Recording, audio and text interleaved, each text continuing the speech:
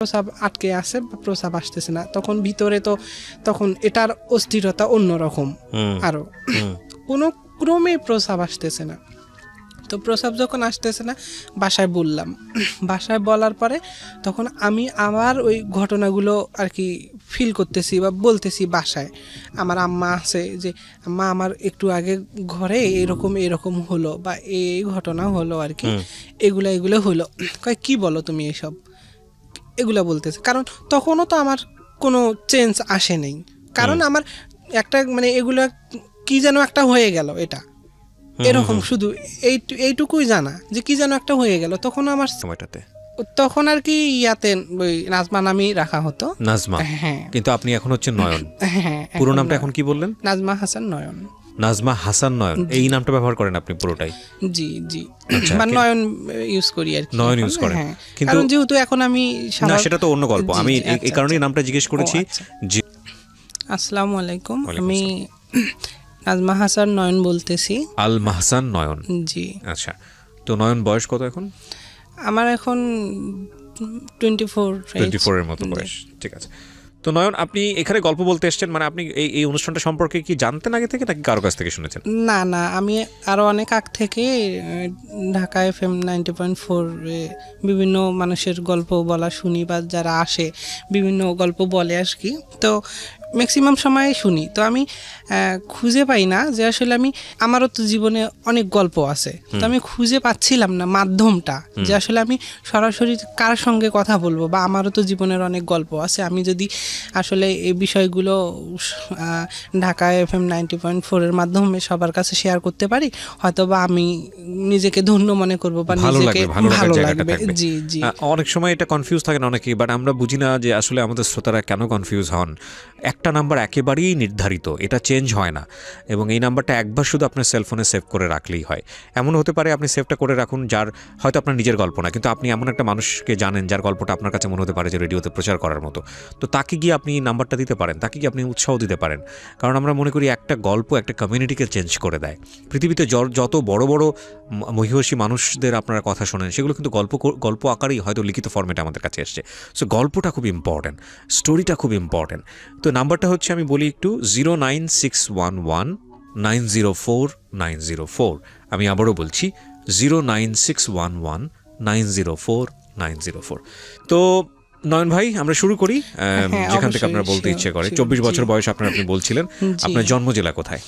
জি, আমার জন্ম জেলা হচ্ছে রংপুরে। রংপুরে? জি। বর্তমানে আপনি রংপুরেই থাকছেন? হ্যাঁ, রংপুরে। আপনি কি রংপুরের আঞ্চলিক ভাষায় কথা বলেন নাকি যেভাবে বলছেন সেভাবে? না, আমি যেভাবে কথা বলতেছি এভাবেই কথা বলি। আমি আপনাকে বলবো যে আপনি একদম বন্ধুর সাথে যেভাবে কথা বলেন, জি, ফিল ফ্রি, আরামসে গল্পটা করেন। জি, শুরু করেন প্লিজ। আমার জন্ম হচ্ছে রংপুর ডিস্ট্রিক্টে। আমার জন্ম খুব ছোট্ট একটা ফ্যামিলিতে, মানে ছোট্ট একটা পরিবারে। আমার মা যখন আমাকে জন্ম দেয় আর কি, জন্ম দেওয়ার পরে জন্মগ্রহণ করলাম। জন্মগ্রহণ করার পরে আমার মার প্রথম বাচ্চা আমি, বা আমার মার প্রথম বাচ্চা হওয়ার পরে সবাই, আমার দাদি আছে যারা বা নানু নানি যারা আছে, তারা একটু খুশি হয় যে প্রথম বাচ্চা। বাবা কি করতেন আপনার? আমার বাবা কিছু করে না, কৃষি কাজ করতেন। কৃষি কাজ করতো। মা হাউস ওয়াইফ ছিলেন, বাসায় কাজকর্ম করতো, বা পাশের আশেপাশে যাদের বাসায় কাজকর্ম করে খাইতো, এভাবে দিন যেত। মানে খুবই দরিদ্র একটা পরিবার। আপনি দরিদ্র বলতে একদম খুবই দরিদ্র আর কি, যার মা মানুষের বাসায় কাজকর্ম করতো, বাবা কৃষি কাজ করতো, এভাবে সংসার চলতো। যা হোক, পরে আমি জন্মের পর থেকে আমার কেন জানি একটা মানে অসুস্থতা, জন্মের পর হওয়ার পর দেখা গেছে মার বুকের দুধ তো পান করতে পারি না বা খাইতে পারি না। তারপরে আমার মারও বিভিন্ন প্রবলেম ছিল, বা মা আরও আগ থেকেই, মানে আমি যখন গর্ভে ছিলাম, গর্ভে থাকা অবস্থায় আমার মার পেটে একটা টিউমার ছিল। আমি আসলে শুনি নাই, জানি না, মানে আমার খালা যারা আছে বা ফুপি যারা আছে তাদের কাছ থেকেই শুনতে পেরেছি আর কি। আমি পেটে থাকা অবস্থায় আমার মার পেটে টিউমার ছিল, প্লাস আমিও ছিলাম। তো সাধারণ মহিলাদের প্রেগনেন্সি অবস্থায় পেট যেরকম থাকে তার থেকে একটু আমার মার পেটটা একটু বড় বা বেশি বড় দেখা যায়। তো অনেকে বলে যে মানে হয় টুইং বেবি হবে বা দুইটা বাচ্চা হবে আর কি। তো যাই হোক, একটা সময় আমি জন্মগ্রহণ করলাম, দেখা গেছে তখনও ওই যেমন ছিল তেমনই আছে পেট আর কি। বাচ্চা ডেলিভারি হয়ে গেলে একটু ভিনিশ হয় আর কি, স্বাভাবিক হয়ে যায়। তো তখন ওই একই অবস্থা আছে। তারপরেও মানুষ অনেকজন অনেক কথা বলা বলি করে। আমি তো জন্মগ্রহণ করলাম আল্লাহর রহমতে ভালোভাবে বাসায়। পরে আমার ওই সমস্যা আর কি, সমস্যার জন্য বিভিন্ন জায়গায় ঔষধ খাওয়ায়। তখন তো আজ থেকে 24 বছর প্রায় আগের ঘটনা। তখন দরিদ্র ফ্যামিলি বা ভালো চিকিৎসা দেওয়ার মতো কোনো রকম আর্থিক অবস্থা ছিল না বা কোনো কিছু ছিল না আর কি, যার জন্য বড় কোনো ডাক্তারের কাছে নিয়ে যাইতে পারে নাই। গ্রাম্য কিছু ডাক্তার আছে, তাদের কাছ থেকে ঔষধ নিয়ে আসছে, বা দেখা গেছে গ্রাম অঞ্চলে যে কবিরাজ থাকে যারা, কবিরাজের ঔষধ খাওয়াইছে আর কি। খাওয়ানোর পরে বেশ কিছুদিন পরে দেখা গেছে আস্তে আস্তে আস্তে আস্তে এটা বড় হতে থাকে আর কি, বড় আকার ধারণ করতে থাকে। হ্যাঁ, টিউমারটা। মানে আপনি এটা জন্মের পরের অবস্থা না জন্মের পেটে থাকা অবস্থা? আমি না, এটা জন্মের আগ থেকে এরকম অবস্থা ছিল, বাট আমি যখন জন্মগ্রহণ করি তারপরেও কিন্তু হ্যাঁ ক্রমাগত বেড়ে যাচ্ছে আর কি, বাড়তেছে। তো পরে যখন বাড়তেছে তখন ওই ডাক্তার কবিরাজ দেখায়, আসলে অল্প দিয়ে তো কোনো কিছু হয় না।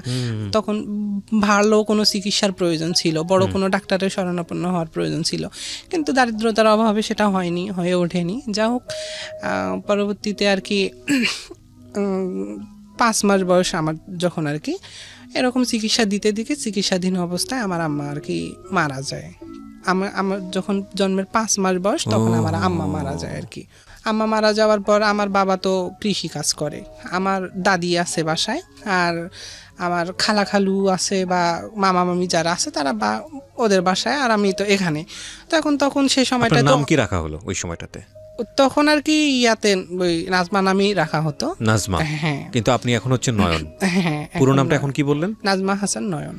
নাজমা হাসান নয়ন, এই নামটা ব্যবহার করেন আপনি পুরোটাই? জি জি, মানে নয়ন ইউজ করি আর কি। নয়ন ইউজ করেন, কিন্তু যেহেতু এখন আমি না, সেটা তো অন্য গল্প। আমি এই কারণেই নামটা জিজ্ঞেস করেছি যে আপনি ওই সময়টাতে পরিপূর্ণভাবেই একটা মেয়ে। আচ্ছা, তো নাজমা। জি জি জি। তো এমন তো অবস্থায় তারপরে এখন আমাকে নিয়ে কি করবে? বাবা তো মানুষের বাসায় কাজ করতে না গেলে পেট চলে না, পেটে ভাত যায় না। তখন আমাকে কি করবে? পরে আমার দাদি আমাকে লালন পালন করে আর কি 2-4 মাস। দেখা গেছে এমন কষ্ট যে একটা বাচ্চার যখন এখন জন্মের পর মা মারা যাচ্ছে, বিভিন্ন হরলিক্স বা বিভিন্ন ধরনের খাবার, গরুর দুধ, অনেক কিছু খাওয়াচ্ছে, বা নিজে না পারলেও মানুষে হেল্প করতেছে। তখনকার ক্যাপাসিটিটা বা তখনকার পরিস্থিতিটা এমন একটা ছিল, দেখা গেছে যার একটু আছে তাদেরই প্রয়োজন মিটতো না। আচ্ছা। আর অন্যকে কি দিবে, এরকম একটা পর্যায়ে ছিল, গ্রাম অঞ্চল তো এরকম। তো পরে দেখা গেছে আমার দাদি কি করতো, ওই গরুর দুধ কিনতে পারতো না বা এগুলা দামি কোনো কিছু খাওয়াইতে পারতো না। তো আমাকে তো একটা বাচ্চা যেহেতু আছে, দেহে প্রাণটা আছে, যতদিন থাকে আর কি, একদম মানে নিস্তেজ ছিলাম। আমার হাত পা একদম চিকনা চিকনা ছিল, মানে খুবই চিকনা ছিল। যাই হোক, মানে ধরে নিয়েছে তো বাঁচবে না, এভাবে যে কদিন থাকে আর কি, একটা দেহে প্রাণ আছে, কিছু তো অন্তত দিতে হবে মুখে আর কি। তো কি করতো তখন, খুবই অভাব ছিল। ওই গ্রামাঞ্চলে গরুকে খাবার দেয় আর কি, যে ইয়াগুলা ওই চাড়ি বলে গ্রামাঞ্চলে আর কি। চাড়িতে খাবার খাওয়ার পরে ওই চাড়ির মানে মেঝেতে বা চাড়ির তলায় কিছু অংশ ভাত রেখেই যায় বা থেকেই যায় আর কি। ওই ভাতটুকু কি করতো আমার দাদি ওখান থেকে নিত আর কি, মানে ভাতগুলো উঠায় নিত, নিয়ে পানিতে ধুয়ে আমাকে লবণ তেল দিয়ে আমাকে খাওয়াইতো আর কি। তো এইভাবে মানে গরুর খাবারের উচ্ছিষ্ট। হ্যাঁ হ্যাঁ, গরুর খাবারের, গরু আছে না অবশিষ্ট যারা, বা কিছু কিছু লোক আছে যাদের আর্থিক অবস্থা একটু সচ্ছল, গরু বাসায় গ্রাম অঞ্চলে থাকে, গরুকে খাবার দেয়। তো সেই খাবারটুকু ওই গরু খাবার পরে দেখা গেছে ওই গরুর চাড়িতে নিচের অংশে কিছু থেকেই যাইতো আর কি। তখন এই খাবারটুকু আমার দাদি কি করতো, উঠাই নিত, উঠাই নিয়ে ওই পানিতে ধুয়ে লবণ দিয়ে আমাকে খাওয়াইতো আর কি, মানে করে মিক্সড করে খাওয়াইতো। পরে এভাবে যখন চলতে থাকলো, তো আমি তো সুস্থ হই না, আবার মরেও যাই না, এমন একটা অবস্থা। তো এমতো অবস্থায় কি করে একজন জীবিত একটা বাচ্চা, ছোট মাসুম বাচ্চা, ফেরেশতা বলে যে ফেরেশতার এই, তো তাকে তো আর গলা টিপে হত্যা করা সম্ভব না। তো এখন কি করবে, মেরে ফেলতেও পারে না, খাবার পর্যাপ্ত পরিমাণ দিয়ে বেঁচে রাখবে সেটাও করতে পারে না।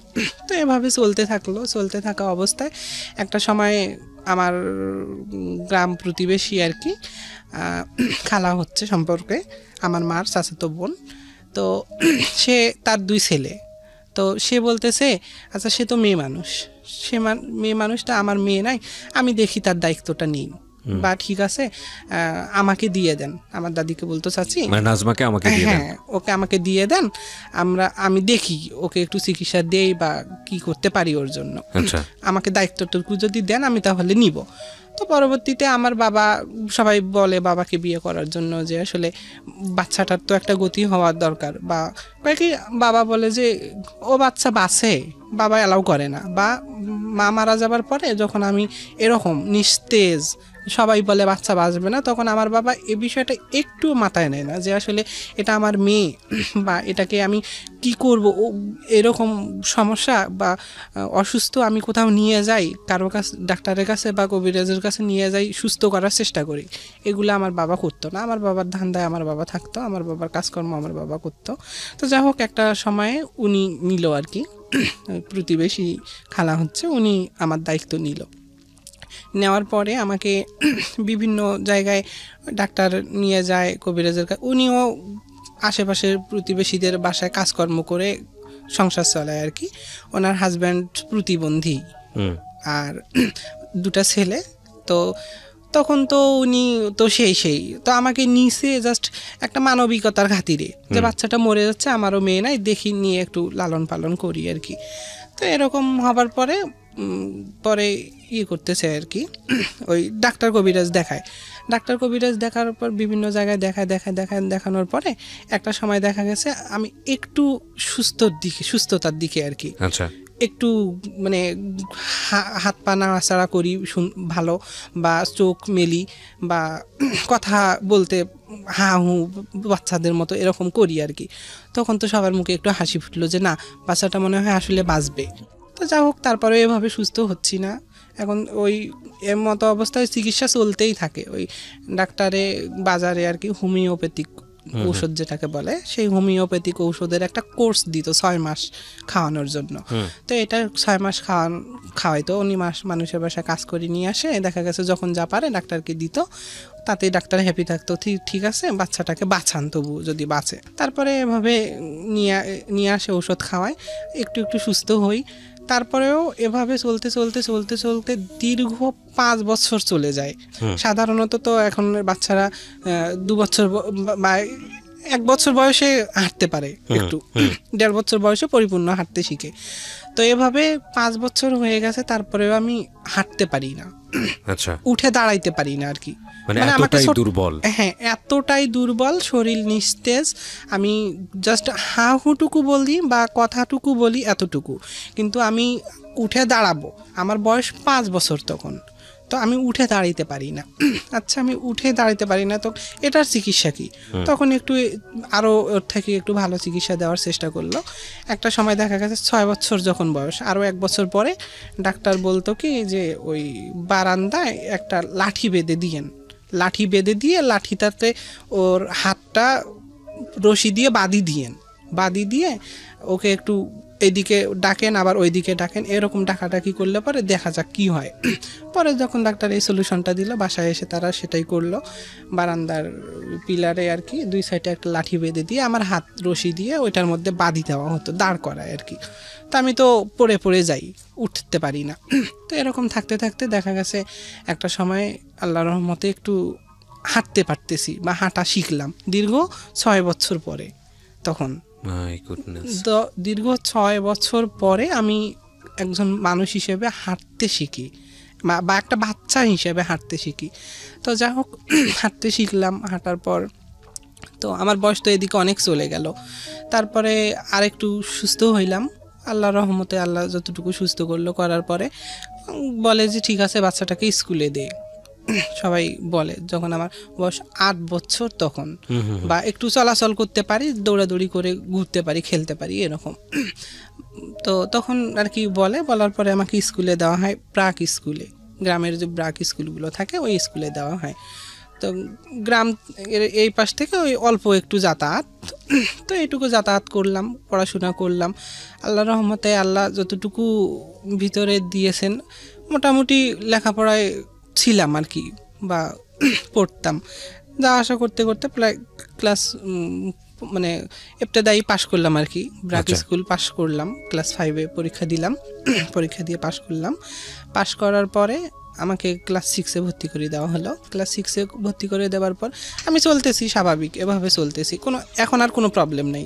আগের যে প্রবলেমগুলো সে সবগুলো সলভ হয়ে গেল, মোটামুটি একটা ব্যবস্থা হয়ে গেছে ইনশাআল্লাহ। খাওয়া দাওয়ার ব্যবস্থা সেরকম নাই, যেমন ওই খালা কি করে মানুষের বাসায় যতক্ষণ কাজ করে নিয়ে আসে না ততক্ষণ আমাকে না খেয়ে থাকতে হতো। দেখা গেছে আমি স্কুলে গেছি, আমাকে ছেঁড়া সেলোয়ার জামা পরে যাইতে হতো স্কুলে, বা জামা থাকতো না অনেক সময়। স্কুলে যাইতাম, বান্ধবী যারা ছিল তারা বলতো এই দেখো ওর জামাটা ছেঁড়া, এভাবে হাসাহাসি করতো আর কি, খারাপ লাগতো। বাসায় এসে বলতাম এরকম অমুকজনে আমাকে এভাবে বলে, তো কয় আমাদের নাই, কি করব আমরা, তো এভাবে চলতে হবে। তখন কি করে, যাদের বাসায় কাজ করে বা আশেপাশে যারা থাকে তাদের কাছে আর কি নিয়ে আসে যে মেয়েটা তো একটু পড়াশোনা করে, একটু স্কুলে ভালো জামা পরে যাওয়া লাগে, তোদের মেয়ের থাকলে একটু দে। তো অনেক সময় যাদের থাকতো তাদের পর্যাপ্ত পরিমাণের থেকে থাইতে যদি বেশি থাকতো, বা তারা ইউজ করছে যেগুলা ইউজ করে ফালাই দিছে, এগুলা থেকে কিছু দিত আর কি। তো আমি আবার ওগুলা পরে স্কুল করতাম। তো এভাবে যাচ্ছে, ক্লাস 6 চলে গেল, 6ষ্ঠ শ্রেণী। তারপরে 7ম শ্রেণীতে যখন উঠলাম আমি, 7ম শ্রেণীতে উঠার পর আমার যে মেয়ে হিসেবে স্বীকৃতি পাওয়ার জন্য যে এটা প্রয়োজন বা মিন্স, আপনি যেটাকে বলছেন যে মানে ন্যাচারালি মেয়ে হওয়ার যেই ব্যাপারটা থাকে প্রকৃতিগতভাবে, আপনি সেভাবেই তখন একটা মেয়ে হলেন। হ্যাঁ, তো আমি জন্মগত সূত্রে একজন মেয়ে, আমি তো আমার স্বাভাবিক চলাফেরা, মানুষের সঙ্গে খাওয়া দাওয়া, উঠা বসা, মেয়ে বান্ধবী, মেয়েদের সাথে খেলা, সব কিছু আমার মেয়েদের মতো। তো পরে আর কি বাসা থেকে করলো, আমাকে নাক ফুটো করে দেওয়া আছে। মেয়েদেরকে যেভাবে একটা বাবা মা বা সমাজ বা পরিবেশ বা মানুষ যে দৃষ্টিতে দেখে, বা মেয়েদের নিয়ম কানুন যেগুলো থাকে সেভাবে আমাকে চলা হচ্ছে বা সেভাবে চলতে দেওয়া হচ্ছে। তো আমার নাক ফুটো করে দেওয়া হয়, কান ফুটো করে দেওয়া হয়। দেওয়ার পরে আমি তো আমার শারীরিক প্রবলেম আর কি, যেটা মিন্স বলে আর কি, এটা প্রবলেম না, এটা খুবই ন্যাচারাল, এটা খুব ন্যাচারাল। এবং এটা নিয়ে এখন আমি দেখি যে স্কুল কলেজে এটা নিয়ে খুব সুন্দরভাবে সহপাঠ শিক্ষাক্রম সেখানে বলা হচ্ছে, শেখানো হচ্ছে, জীবনের একটা অংশ। যদিও আমাদের সামাজিকতায় এগুলো নিয়ে কথা বলা ট্যাবু মনে করা হয়, এগুলো নিয়ে কথা বলা কি বলে, এটাকে ভালো চোখে দেখা হয় না, মনে করে এটা একটা গোপন বিষয়। কিন্তু এটা আসলে জীবনের একেবারে প্রাত্যহিক জীবনের একটা অংশ। এটা নিয়ে আসলে এতটা বেশি কনজারভেটিভ হওয়ার কি আছে? এবং বলতো আমাদের ধর্মে কিন্তু এটা নিয়ে আরও খুব সুন্দরভাবে, আরও ওপেনলি এটাকে ডিসকাস করা হয়েছে, কিন্তু এটাকে না বোধক চোখে দেখা আমার মনে হয় না কোনো প্রয়োজন আছে। জি বলেন। তারপরে এটাও হয়, রেগুলারও হচ্ছে। এখন এভাবে চলতে আমি আমার মতো চলতে আছি। পূর্বের যে সমস্যা কিংবা পূর্বের যে অসুস্থতা বা যে প্রবলেমগুলো ছিল, এগুলো আল্লাহ হয়তো বা আমার জীবন থেকে দূরীভূত করে দিল, এটা আমি নিজের কাছে মনে করতেছি। বা আমি বাবা মা বলতো, বা আমার আছে না ছোটোবেলার কিছু অংশ অনেকের স্মরণ থাকে যে আসলে আমার ছোটোবেলায় আমি এরকম করছি ওরকম করছি, এগুলো খেয়াল থাকে আর কি। তো আমারও কিছু কিছু অংশ মনে পড়ে যে আমার জীবনে এরকম ছিল। তো তারপরে চলতেছি আমার মতো, আমি চলতেছি, ভাবলাম যে আমার জীবনের সমস্যার সমাধান বুঝি হয়ে গেল আর কি। আল্লাহ তাআলা এখন মানুষের ভাগ্যে, কার ভাগ্যে কি রাখছে এটা তো কেউ বলতে পারবে না, বা বলাটা খুবই মুশকিল ব্যাপার। তিনি ভালো জানেন তার মহিমা কাকে কিভাবে পরিচালিত করবে, তাছাড়া অন্য কারো বোঝার সাধ্য নেই আর কি। আমি আমার মতো করে মনে করতেছি যে আমার জীবনের সমস্যাগুলোর বুঝি সমাধান হয়ে গেল, কিন্তু না, আমার ধারণাটা ছিল ভুল। তখনও আমার জীবনের সমাধান কিন্তু হয়ে যায়নি, কিন্তু পরবর্তীতে যে এগুলার থেকেও আমার জীবনে ভবিষ্যতে আরো বড় ঝড় আসতে পারে, কিংবা এর থেকেও করুণময় কোনো একটা ঘটনা কিংবা কোনো কিছু আমার জীবনে ঘটে যাইতে পারে, এটা তো আমার কল্পনার বাইরে ছিল, এটা তো আমি কখনোই কোনোদিন ভাবিনি। এই জন্যই বলা হয় তুমি যে অবস্থায় আছো শুকর করো, মানে একটু পরিস্থিতি তোমার খারাপ হতে পারে। জি জি, রাইট, আলহামদুলিল্লাহ। তো এমতো অবস্থায় আমি চলা অবস্থায় আমি যখন ক্লাস 8-এর পরীক্ষা দিলাম স্বাভাবিক মেয়ে মানুষ থাকা অবস্থায় আমাদের বাসা থেকে আমাদের পরীক্ষার সেন্টার ছিল প্রায় 27-28 কিলো দূরে। তো ক্লাস 8-এর পরীক্ষা জেএসসি পরীক্ষা হতো আমাদের, দেখা গেছে একদিন পর পর একটা করে হতো, তাই এত দূর থেকে যাতায়াত সমস্যা ছিল, বা আমার তো কেউ নাই যে আমাকে প্রতিদিন নিয়ে যাওয়া আসা করবে, বা গাড়িতে করে যাতায়াত করতে গেলেও দেখা গেছে একটা পরীক্ষা দিয়ে আসলে পরের দিনে পরীক্ষা থাকে, এটার পড়াশোনা কমপ্লিট করতে আবার একটু রিস্ক হয়ে যায়। তো ওইখানে আমাদেরকে থাকতে হইতো। তো মেসে থাকতাম। তো আমি এই যে পড়াশোনার ব্যাপারটা একটু বলি, পড়াশোনা করতেছি ক্লাস 6 থেকে ক্লাস 5টা তো একটু যেভাবেই যায়, পড়াশোনার খরচাটা একটু কম বা লাগে না অত বেশি। আর ব্র্যাক স্কুলে পড়তাম, তো ওই ম্যাডামরা তো জানে যে গরিব মানুষের বাচ্চা পড়াশোনা করতেছে, একটু চালায় নেয় আর কি সবার দিয়ে। তো ক্লাস ষষ্ঠ শ্রেণী থেকে আমার মানে পাঠ্য বইয়ের সমস্যা, পাঠ্য বইগুলো হয়তো স্কুল থেকে দেওয়া হতো, কিন্তু সলিউশন যেগুলো প্রয়োজন ছিল দেখা গেছে এগুলোর পর্যাপ্ত পরিমাণ আমি পাই নাই। পর্যাপ্ত পরিমাণ বলতে পাইনি, দেখা গেছে ক্লাস 6-এ আমি 2টা একটা হয়তো বা পাইছি এরকম, তারপরে ক্লাস 7-এ হয়তো বা 2-4টা পাইছি এরকম। তো আবার দেখা গেছে ওই খালা অনেকের কাছ থেকে চাই নিয়ে আসতো পুরানা, যেগুলা পুরানা থেকে অনেক সময় সিলেবাস মিলতো, অনেক সময় মিলতো না। এভাবে অনেক কষ্ট করে আমি পড়াশোনা করছি, যে পড়াশোনা চালিয়ে যাচ্ছি আর কি। হয়তো নিজের মধ্যে এটা আমার ইচ্ছা ছিল, বা আল্লাহ তাআলারও রহমত ছিল, বা আল্লাহ তাআলা এভাবে পরিচালিত করবেন হয়তো বা, যার জন্য আমারও চেষ্টা ছিল। তো আমি চেষ্টা করতেছি পড়াশোনা করার জন্য। তো এভাবে চলতেছে।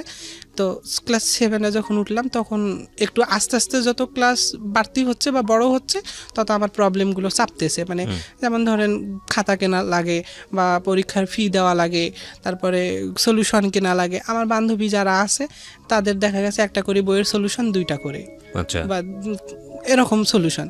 তো পরীক্ষা দিতে গেলাম 8-এর পরীক্ষা, ক্লাস 8-এ, তখনও আমার 2-4টা হয়তো সলিউশন আমি পাইছি, তাও আবার পুরানাগুলা, অনেক সময় মেলে না, সিলেবাস মেলে না। তো বান্ধবী সহ একসঙ্গে একই রুমে থাকি, একটা রুমে ছিলাম 4 জন। তো ওই 4 জন মিলে পড়ি আর কি, একসঙ্গে পড়লে ওদের কাছে গিয়ে ওরা পড়তেছে, জাস্ট আমি দূর থেকে একটু দেখার চেষ্টা করি যে আসলে কোন কোশ্চেনগুলো পড়তেছে, আমি একটু নলেজ নেই এখান থেকে। তো তারা বলতে, ধুর তুই আমাদেরকে ডিস্টার্ব করিস না, তো একটু আমার কাছে মানুষ থাকলে আমার পড়া হয় না, প্লিজ তুই একটু চলে যা। তো আমি কই প্লিজ তোকে ডিস্টার্ব করবো না, আমি জাস্ট তুই পড়বি, আমি জাস্ট বসে থাকবো, কি মানুষ থাকলে আমার পড়া হয় না, তুই চলে যা, প্লিজ চলে যা, এভাবে বলে। মানে আপনি ওর শুনে একটু মুখস্থ করতেন? হ্যাঁ, না ও দেখা গেছে অনেকে জোরে পড়ে, আবার অনেকে মনে মনে পড়ে। আপনি বইটা দেখতেন? হ্যাঁ, আমি জাস্ট ওর বইটা যে কোশ্চেনটা ও পড়তেছে আমি জাস্ট একটু চোখ বুলাবো বা দেখবো যে আসলে কোশ্চেনটা কেমন, বা অ্যান্সারগুলো কীরকম, সলিউশনগুলো, এগুলো দেখার চেষ্টা করতাম, কিন্তু আমাকে দেখতে দেওয়া হতো না। ওরা বলতো মানুষ থাকলে নাকি ওদের পড়া হয় না, মানুষ থাকলে ওদের সমস্যা হয়, যার কারণে ওরা আমাকে তাড়ায় দেয় আর কি। মানে ওরা তো আসলে বুঝতো না যে আপনার নিডটা আসলে কি?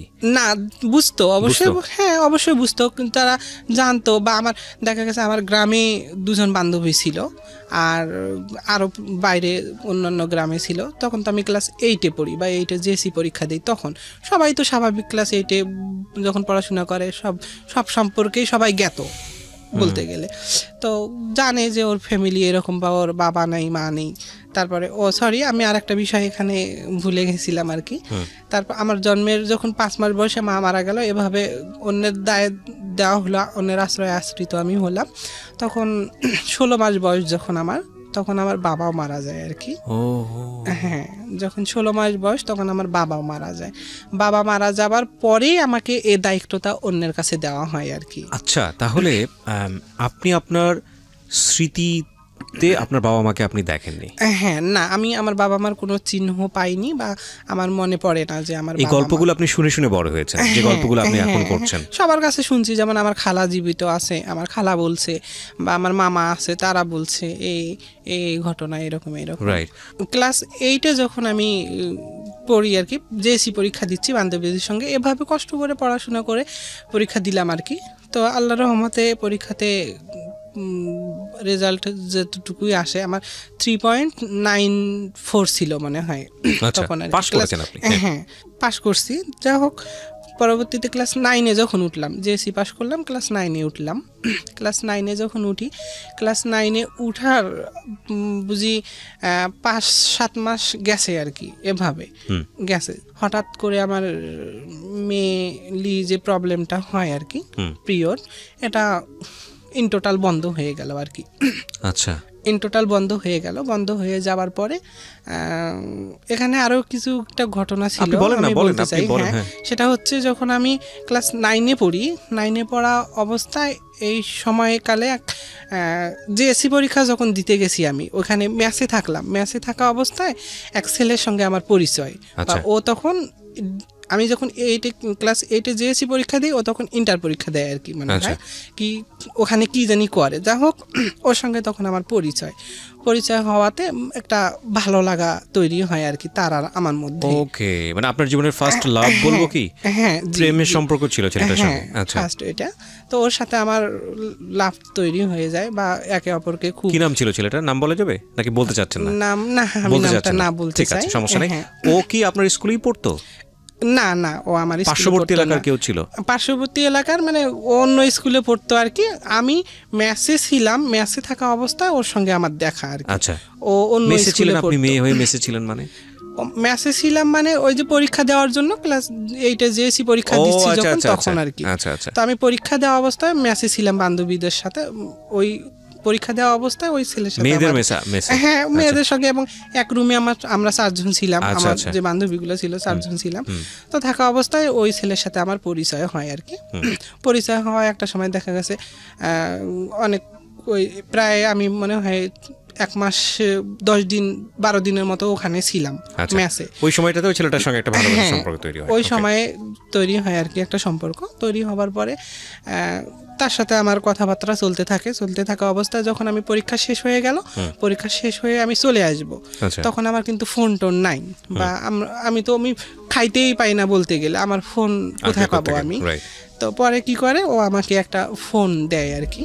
প্রিয় শ্রোতা, অনুষ্ঠান চলতে চলতে আপনাদের জন্য একটি বিশেষ অ্যানাউন্সমেন্ট করতে চাই। সেটা হলো, আমি আরেকটি অনুষ্ঠান করি রেডিও আম্বার 102.4 FM-এ। প্রতি শনিবার রাত 10টায় প্রচারিত হয় মাইক্রোফোন টেস্টিং 1024। হয়তোবা অনেকেই শুনেছেন, বাংলাদেশের রেডিওর ইতিহাসে সর্বপ্রথম মিউজিক রিয়েলিটি শো। এবং 2019 সালের সেরা আম্বার ভয়েস আমরা খুঁজে বের করবার চেষ্টা করছি। সেখানে আপনি অডিশন দিয়ে সেখানে আপনি অংশগ্রহণ করে সেরা আম্বার ভয়েস হতে পারেন।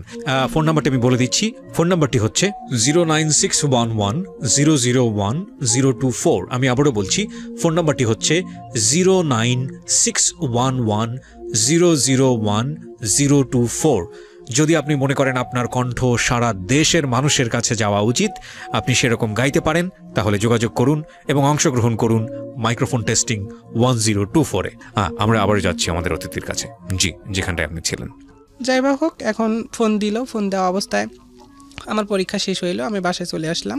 বাসায় চলে অবস্থায় পরীক্ষার পরে যে সময়টা থাকে রেজাল্ট বের হওয়া পর্যন্ত আর কি, সে সময়টা পর্যন্ত তো আমি বাসায় অবসর। এটা কি ক্লাস 9-এর কথা বলছেন? না, ক্লাস 8-এ। ও, ক্লাস 8-এর মানে জেএসসি পরীক্ষার পরের ঘটনা। হ্যাঁ, ক্লাস 8-এ জেএসসি পরীক্ষা দিয়ে বাসায় আসলাম, রেজাল্টের অপেক্ষা করতেছি বাসায় আর কি। তখন তো আমি সম্পূর্ণ অবসর।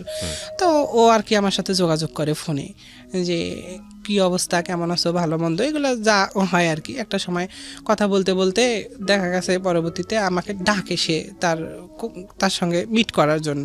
ঠিক আছে, অনেক দিন হয় তোমার সাথে, প্রায় 2 মাস হয় দেখা হয় না, তুমি আসতে পারবা কি? তুমি আসতে পারবা না, আমি যাব, তোমার সঙ্গে আমি দেখা করব। যা হোক, আমার সঙ্গে দেখা করার পর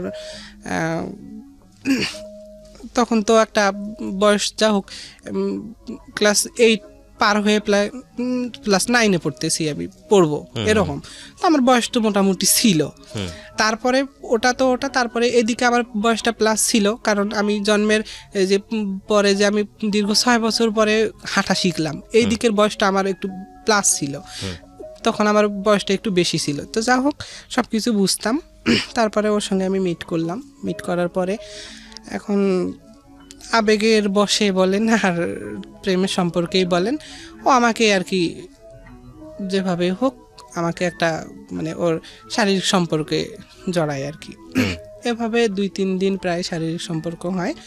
শারীরিক সম্পর্কটা হবার পরে আমার প্রায় 20 দিন হবে সম্ভবত, বা 1 মাস হয়নি, আমার গতবারে পিরিয়ড হয়ে গেছে।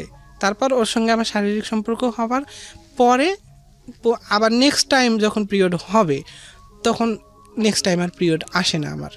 আচ্ছা, সো ইউ আর কনফিউজ যে অ্যাকচুয়ালি আচ্ছা। প্রবলেমটা কোথায়, মানে কোনো কিছু দুর্ঘটনা ঘটে গেল কিনা? হ্যাঁ হ্যাঁ, এরকম একটা কনফিউজ ছিল। বা যখন আসতো না, হয় সাধারণত আমার জানা মতে, বা আমরা জানি মেয়ে মানুষ যে শারীরিক অসুস্থতার জন্য অনেক সময় মেয়েদের পিরিয়ড অফ হয়ে থাকে আর কি, তো এটাও হয় না। তখন আমি সেভাবেই মনে করলাম। তারপরেও মনে একটা কনফিউজ ছিল যে আমি তো বুঝতাম সব কিছু, ভালো মন্দ সব কিছু বুঝতাম। তো মনে হতো যে আসলে তার সঙ্গে তো আমি শারীরিকভাবে বা মেলামেশা করছি বা তার সঙ্গে ছিলাম, এখন আমার আসলে অনেক কোনো দুর্ঘটনা ঘটে গেল কি না। তো যাই হোক, পরে না, এরকম কোনো কিছু না। পরে আম্মাকে বাসায় যারা আছে তাদেরকে বললাম, বা ভাবি যারা আছে তাদেরকে বললাম, তারা বিষয়টা দেখে, হয় না, কোনো ক্রমে এগুলা আসে না আর কি। মানে ঔষধ খাই আর কি, বিভিন্ন ঔষধ খাওয়া, ডাক্তারের কাছে যাচ্ছিলেন নাকি মানুষের পরামর্শ শুনে? মানুষের পরামর্শ শুনে ওই ভাবি যারা আছে তারা আমাকে ডাক্তারের কাছে নিয়ে যায়, ঔষধ খাওয়ায়। তারপরে এর মাঝখানে আর একটা কথা আছে, সেটা হচ্ছে যে এর মতো অবস্থা আমি ওই ছেলেকে জানাই এই ঘটনাগুলা।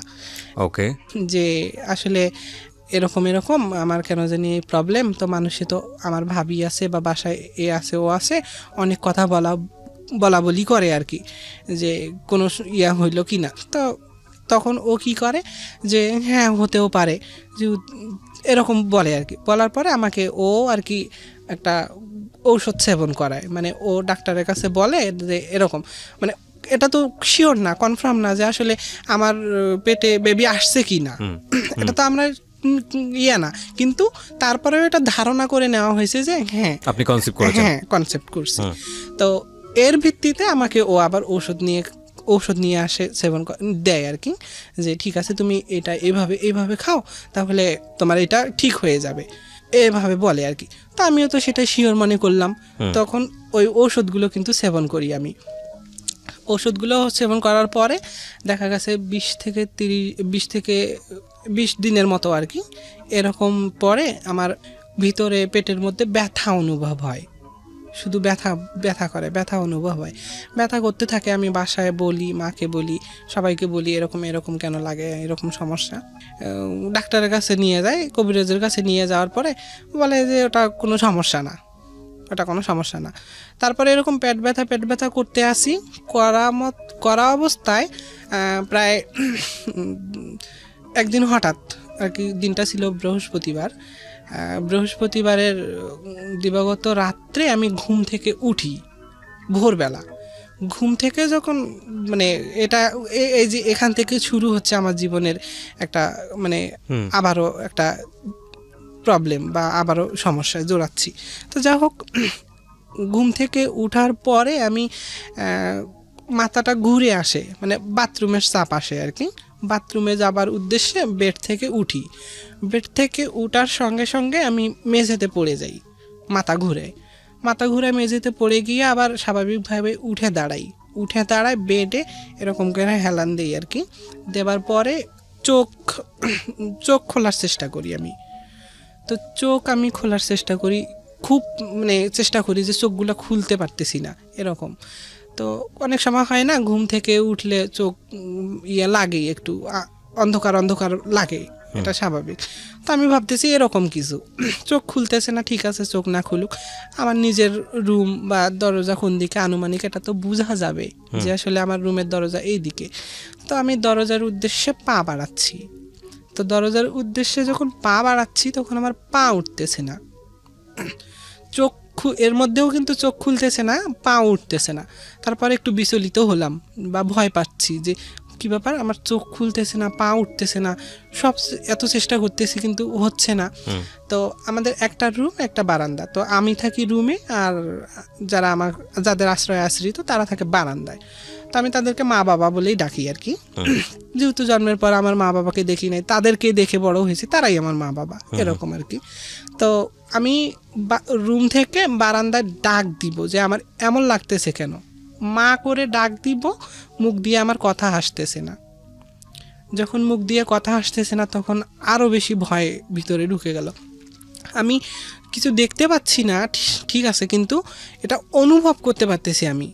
আছে না, এখন একটা সুস্থ মানুষও যদি চোখ বন্ধ করে এই আমি এটা করব ওটা করব বা এখন এটা করব তখন এটা করব, এটা তো বোঝা যায়, এটা তো সবাই বুঝতে পারে। তো সেরকম আমি চোখ খুলতে পারতেছি না ঠিকই, বাট আমি বুঝতে পারতেছি, যে অনুভব করতে পারতেছি, ফিল করতে পারতেছি যে আমার এগুলো হচ্ছে। আমি চোখ খুলতে পারতেছি না, আমি পা তোলার চেষ্টা করতেছি, পা তুলতে পারতেছি না, আমি মুখ দিয়ে কথা বলার চেষ্টা করতেছি। দাঁড়ায় থাকা অবস্থা নাকি বিছানায় শোয়া অবস্থা? না না, দাঁড়ায় থাকা অবস্থা। ওই যে পড়ে গেলাম, পড়ে গিয়ে এগুলো সায়েন্সের ব্যাখ্যা আছে, অনেকে বলে বোবা ধরা, অনেকেই বিভিন্ন রকম ভাবে ব্যাখ্যা করে, সায়েন্সের ব্যাখ্যা আছে এগুলো, আপনার যা হয়েছে তাই বলেন। হ্যাঁ আচ্ছা, ওটা তো শুনছি আমি যে ঘুমন্ত অবস্থায়, ঘুমে থাকা অবস্থায় যখন ওই কথা টথা বলতে পারে না বা হাত পা নাড়াচাড়া করে বা অন্যরকম করে, এটা তো এমন না, আমি তো ঘুমে না তখন, সেন্সে আছে। হ্যাঁ আমি তো ঘুম থেকে উঠে দাঁড়াইছি, উঠে দাঁড়িয়ে মেঝেতে পড়ে গেছি, মেঝেতে পড়ে গিয়ে আবার স্বাভাবিক দাঁড়াইছি। আমি দাঁড়াই মেঝেতে স্ট্রেট দাঁড়ায় আমার এগুলো হচ্ছে, আমি এটা একদম স্পষ্ট বলতে পারতেছি বা বুঝতে পারতেছি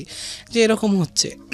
তো মুখ দিয়ে চোখ খুলতে পারতেছি না, হাত পা তুলতে পারতেছি না, তারপরে বাইরে যে কাউকে ডাকবো মা করে বা অন্য কাউকে ডাকবো এরকম ডাকতেও পারতেছি না। তারপরে খুব ভয় ভিতরে লাগতেছে। তারপরে কিছুক্ষণ পর আমি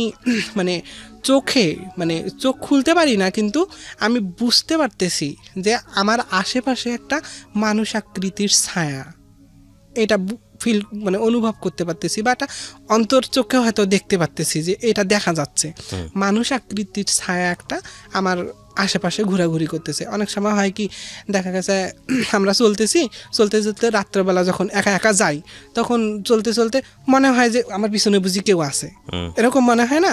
তো আসলে বিষয়টা এরকম হয়ে গেছে। তো আমার মনে হচ্ছে যে আমার চারিপাশে একটা ছায়া, মানুষ আকৃতির ছায়া ঘোরাঘুরি করতেছে। তো এইরকম অবস্থা থাকতে থাকতে হঠাৎ শরীর থেকে যেমন গোসল করলে পানি ঝরে যায়, তেমন শরীর থেকে গোসল করার মতো একদম আমার পানি বের হয়ে যাচ্ছে, ঘাম ঝরে যাচ্ছে। হ্যাঁ, ঘাম ঝরে যাচ্ছে। তো ঘাম ঝরে যাওয়ার পরে হঠাৎ করে যেমন আকাশ চমকে ওঠে, আকাশ চমকে উঠলে অনেকে ভয় পেয়ে কেমন করে ওঠে না, কেঁপে ওঠে আর কি। তো এরকম হঠাৎ করে আমার মনে হচ্ছে যে আমার মনে হয় আকাশ চমকে উঠলো, উঠার পরে আমি একদম সমস্ত শরীর ঝিকে মিকে উঠে ভয়ে ধাম করে একদম মেঝেতে পড়ে গেলাম। তো মেঝেতে পড়ে যাওয়া অবস্থায় আমি গলা কাটা মুরগির মতো, গলা কাটা মুরগিকে যেমন গলা কাটলে ছেড়ে দিলে যেমন হাত পা নাড়ায় হয়, তো এরকম মনে হচ্ছে যে মেঝেতে আমি মুরগির মতো আর কি হাত পা শুধু নাড়াচ্ছি। এরকম মনে হয় আমি এখন আমার জীবনটা বুঝি চলে যায়, এরকম একটা অবস্থা আমার কাছে, নিজের কাছে মনে হচ্ছে যে আমার জীবনটা বুঝি চলে যাচ্ছে, এটা মনে হচ্ছে, বা আমি বুঝতে পারতেছি আমার এই ঘটনাগুলা বা সব কিছু আমি বুঝতে পারতেছি। তো এরকম কিছুক্ষণ প্রায় আধা ঘন্টা এগুলো চলতে আসে, আধা ঘন্টা 40 মিনিট এরকম চলতে আসে, কিন্তু আমি কাউকে কোনো কিছু বলতে পারতেছি না। তারপরে মেঝেতে যখন পড়ে গেলাম, পড়ে যাবার পরে গলা কাটা মুরগির মতো ধরপড়াচ্ছি, কিছুক্ষণ পরে এটা একটু সাইলেন্ট হলো বা স্বাভাবিক অবস্থায় ফিরে আসলাম। মোট কথা আমার অস্থিরতাটা বন্ধ হলো আর কি। বন্ধ হয়ে যাবার পরে আমি আবার স্বাভাবিকভাবে উঠলাম। স্বাভাবিকভাবে উঠে আবার ওই দাঁড়ায় থাকা অবস্থায় মনে হচ্ছে আমার ভিতরের নাড়ি ভুঁড়িগুলা সমুদ্রের ঢেউয়ের মতো ওলট পালট হচ্ছে, এরকম মনে হচ্ছে যে ভিতরে একদম নাড়ি ভুঁড়িগুলো একদম কেমন কেমন করতেছে, এরকম মনে হচ্ছে যে ওলট পালট করতেছে। তো এরকম কিছুক্ষণ হবার পরে আমি একটা সময় স্বাভাবিক অবস্থায় ফিরে আসলাম, বা আমার সেন্স আসলো বলতে আমি হাত পা নাড়াতে পারতেছি, আস্তে আস্তে চোখটা খুললো। তারপরে বাহিরে যাচ্ছি আর কি। তো বাহিরে যাওয়া অবস্থায় আমার খুব বাথরুমের চাপ আসে, তো বাথরুমের চাপ আসাতে বাথরুমে যাই আর কি। বাথরুমে যায় আমি মানে প্রস্রাবের জন্য প্রেশার দিচ্ছি আর কি, যে প্রস্রাব আসুক, কিন্তু প্রস্রাব আসতেছে না, আমার প্রস্রাব আটকে আছে, প্রস্রাব আসতেছে না। তখন ভিতরে তো তখন এটার অস্থিরতা অন্যরকম, আরো কোনো ক্রমে প্রস্রাব আসতেছে না। তো প্রস্রাব যখন আসতেছে না বাসায় বললাম, বাসায় বলার পরে তখন আমি আবার ওই ঘটনাগুলো আর কি ফিল করতেছি বা বলতেছি বাসায়। আমার আম্মা আছে যে মা আমার একটু আগে ঘরে এরকম হলো বা এই ঘটনা হলো আর কি, এগুলো হলো। কয় কি বলো তুমি এসব, এগুলা বলতেছে। কারণ তখনও তো আমার কোনো চেঞ্জ আসে নেই, কারণ আমার একটা মানে এগুলো কি যেন একটা হয়ে গেল, এটা এরকম শুধু এইটুকুই জানা যে কি যেন একটা হয়ে গেল, তখন আমার সেন্স আসে নাই। তো এই যে বাথরুম আটকে আছে এটা আসতেছে না, এটাই প্রবলেম। তো যখন এটা আসতেছে না, তারপর ওই অনেক চেষ্টা করতেছি, হচ্ছে না। তো পরে বাসায় বললাম, বাসায় বলাতে আমাকে ডাক্তারের কাছে নিয়ে গেল আর কি। ডাক্তারের কাছে নিয়ে যাওয়ার পরে ওরা তো ডাক্তার বিভিন্ন টেস্ট দিল, খুব স্বাভাবিক। আচ্ছা, টেস্টগুলো যখন দিল তখন টেস্টের মানে ব্যয়বহুল আর কি, যেমন মানে ওই টেস্টটুকু করানোর সামর্থ্য কিন্তু তখনও হয়ে ওঠেনি আমার বাবা মার, তখনও টেস্টটুকু সামর্থ্য হয়ে ওঠেনি। তো যা হোক, তো পরবর্তীতে এখন বাসায় আসলো, বাসায় এসে মামা আছে বা খালারা আছে, প্রতিবেশীরা আছে, সবাইকে একটু বলতেছে যে এই সমস্যা, একটু ডাক্তার দেখানো তো ইমিডিয়েটলি প্রয়োজন, তো একটু সবাই মিলে যা পারো যে আপাতত টেস্টটুকু করানো হোক বা ডাক্তারের কাছে নিয়ে যাওয়া হোক, প্রবলেমটা কি এটা দেখা হোক আর কি। হ্যাঁ, তো ডাক্তারের কাছে নিয়ে যাওয়া হয়, ডাক্তার পরে টেস্টের দিল আর কি। টেস্টের রিপোর্ট দেওয়ার পরে বলে যে এটা তো কোনো কিছু বুঝতেছি না আর কি, এভাবে বলে যে এটার কোনো কিছু বোঝা যাচ্ছে না, রাস্তা তো সব ক্লিয়ার আছে, কিন্তু এটা হচ্ছে না কেন, এভাবে। তো আমাকে প্রেশার দেওয়ার জন্য বলে যে বারবার প্রেশার দাও। তো প্রেশার দিতে এরকম 2 দিন কেটে গেল, কিন্তু আমার বাথরুম প্লাস প্রস্রাব এটা ভিতরে আটকা। আমি খাওয়া নেওয়া তো বন্ধ, বা বাসায় যারা আছে তাদেরও একটা চিন্তা ভিতরে, বা কি অবস্থা, কি হলো, কেন এরকম। তো এরকম থাকা অবস্থায় হঠাৎ করে রাত্রবেলা আমি খুব অস্থিরতা, মানে আমি সহ্য করতে পারতেছি না, ওই যে বললাম যে আমার জীবন যায় এমন অবস্থা। তো আমি ওই বাথরুমের জন্য চাপ দিতেই আছি রীতিমতো। তো একটা সময় দেখা গেছে ওই খুব জোরে প্রেশার দেওয়াতে রাত্রবেলা একদম কি হয়েছে, আমার মানে জরায়ু এবং জরায়ুর সাথে নারী একটা পেঁচানো ছিল আর কি, সে নারী সহ জরায়ু আমার একদম বাইরে বের হয়ে আসে। একদম পুরা জরায়ু সহ নারী। আপনি তো বুঝতেন না যেটা জরায়ু বা ইউটেরাস, তখন তো বুঝতেন না, তখন তো বুঝতাম না, একটা মাংসপিণ্ড বের হয়েছে, মানে ভয়ঙ্কর ব্যাপার। আমি তো ভয়ে শেষ যে আসলে এটা কি হলো আমার। আমি তো মানে আবার মনে করতেছি কিরকম যে ওই যে বলতো এর আগে যখন আমার ছেলের সাথে রিলেশন ছিল থাকা অবস্থায়, এটা হলো যে কনসেপ্ট করছি কি না, করে ফেললে এটা বেবি বের হয়ে যাবে এরকম কিছু, আমি মনে করছি এটা বুঝি এটাই, এরকম মনে করতেছি। তো যা হোক, ওটা বের হয়ে যাবে মানে ওটা একদম ক্লিয়ার হয়ে যাবে, কিন্তু ওটা ক্লিয়ার হচ্ছে না। পরে আমি ভাবিকে ডাকলাম বা যারা আছে তাদেরকে ডাকলাম, ডাকার পরে তারা তো দেখে, তারা অভিজ্ঞ মানুষ বা এ বিষয়ে জ্ঞাত মহিলা মানুষরা, তারা জানে যে এটা জরায়ু। তো জরায়ুটা আমার বাইরে বের হয়ে আসে, তখন তো আমাকে নিয়ে কান্নাকাটি, একটা বিশৃঙ্খলা সৃষ্টি হয়ে গেল। হ্যাঁ, সবাই বলে এই যে এটা কি হলো, এটা কি হলো, এই মেয়ে বুঝি আর বাঁচবে না, এরকম বলে আর কি সবাই। তো যখন এভাবে বলে পরে আবার ইমিডিয়েটলি আমাকে রংপুর মেডিকেল হসপিটালে নিয়ে যাওয়া হলো। হ্যাঁ, ওই সময়টাতে নিয়ে যাওয়ার পরে রংপুর মেডিকেলে নিয়ে যাওয়ার পরে এমন একটা পজিশন যে ওই জরায়ুটা এখন পরে আর কি মেডিকেলি রিপোর্টে আসছে যে একটা চর্বি জাতীয় জিনিস এসে ওই প্রেশার দেওয়াতে ওইটা একদম বাইরে আউট করে দিয়ে চর্বি জাতীয় জিনিসটা এসে একদম ভিতরে ব্লক করে দিছে। এটা আর ভিতরে কোনোভাবে প্রবেশ করা সব পসিবল না, এটা মানে ডাক্তারি রিপোর্ট বলতেছে আর কি, যে হরমোন থেকে এটা আসে বাইরে জরায়ুটাকে আউট করে দিয়ে এটা একদম ব্লক করে দিছে জায়গাটা, যার জন্য এটা আর ভিতরে দেওয়া পসিবল না। এখন ভিতরে দিতে গেলে কি করতে হবে, অপারেশন করতে হবে, এটা বললো। তো এখন অপারেশন কে দিবে, ওরা দিবে কিনা বা কে দিবে কিনা, বা অপারেশনের তো একটা ব্যয় আছে, ডাক্তার তো আর এমনি এমনি এগুলো করবে না। রাইট, এবং একটা মেয়ের জরায়ু না থাকা মানে হচ্ছে সে বেবি কনসিভ করতে পারবে না। হ্যাঁ কি ভয়ঙ্কর অবস্থা। হ্যাঁ হ্যাঁ, তারপরে এরকম অবস্থায় যখন ওই আমার কিন্তু এর মতো অবস্থায় আছে, আবার আস্তে আস্তে ব্লিডিংও হচ্ছে, এর মতো অবস্থা এভাবেই আছে আমার। অপারেশনের মানে যেটা দরকার, টাকা পয়সার দরকার, ডাক্তার পাচ্ছে না, প্লাস অপারেশন করতেছে না, এরকম ওরাও ফেলে রেখেছে। হ্যাঁ ফেলে রাখছে এভাবে। তো যখন ফেলা রাখছে পরে বাসা আসলো, আমাকে ভর্তি দিল আর কি। ভর্তি দেওয়ার পরে বাসা আসলো, বাসায় এসে চেয়ারম্যান ছিল, মেম্বার ছিল যারা, তাদেরকে বলার পরে তারাও হেল্প করলো। তারপরে দেখা গেছে গ্রামের কিছু ছেলেপেলেরা হার্ট কালেকশন যেটাকে বলে আর কি, সবাইকে বললো যে এই প্রবলেম, আসলে কিছু হেল্প করেন, চিকিৎসা দিতে হবে বা চিকিৎসা করতে হবে। তো তখন পরে ওখান থেকে আর কি ওরা পারলো না পারা অবস্থায় আমাকে ঢাকায় আর কি পাঠানো হলো হসপিটালে। প্রিয় শ্রোতা, এখানে একটু বলে রাখি, আপনাদেরকে ইন্টারাপ্ট করছি, মাফ করবেন। গল্পটা খুবই ইন্টারেস্টিং লাগছে আপনাদের কাছে। আপনারা আমার ইউটিউব চ্যানেলে আসলে কিন্তু ওকে দেখতে পাবেন, এবং ওনার পুরো গল্পটাই আমি ইউটিউব ভার্সন করে আমার ইউটিউব চ্যানেলে আপলোড করেছি। আপনারা যদি ওকে দেখতে চান ভিডিও আকারে, এটা কিন্তু আছে। এবং ওনার যেই মেয়ে বয়সের যে ছবিটা, উনি আমাদের জন্য একটা ছবি নিয়ে এসেছেন আজকে, রাইট? ওনার যখন মেয়েলি অবস্থার যে ছবিটা, নাজমা তো এখন নয়ন হয়েছে, আপনারা গল্পের ট্রান্সফরমেশনের মধ্যে রয়েছেন। তো এগুলো সব আমার ভিডিওতে আছে, আপনারা গেলে ওখানে দেখতে পারবেন। আমার যেখানে গেলে আপনারা দেখতে পারবেন সেই ইউটিউবের ঠিকানাটা বলছি, www.youtube.com/RJKibriya.fm। আমি আবারও বলছি, www.youtube.com/RJKebriya.fm। চ্যানেলটি আছে কিব্রিয়া আরজে নামে, এটা ইউটিউবে ভেরিফাইড চ্যানেল।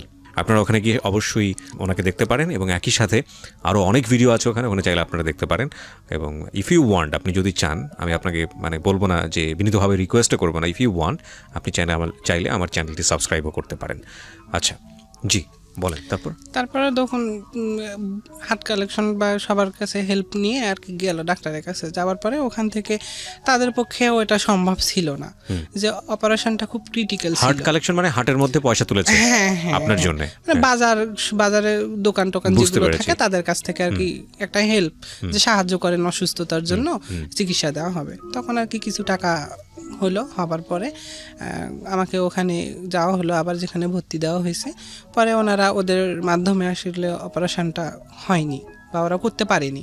পরে আমাকে বলতেছে, ঠিক আছে, আমাদের দ্বারা এটা হয়তো বা হবে না, আপনারা ঢাকায় নেন।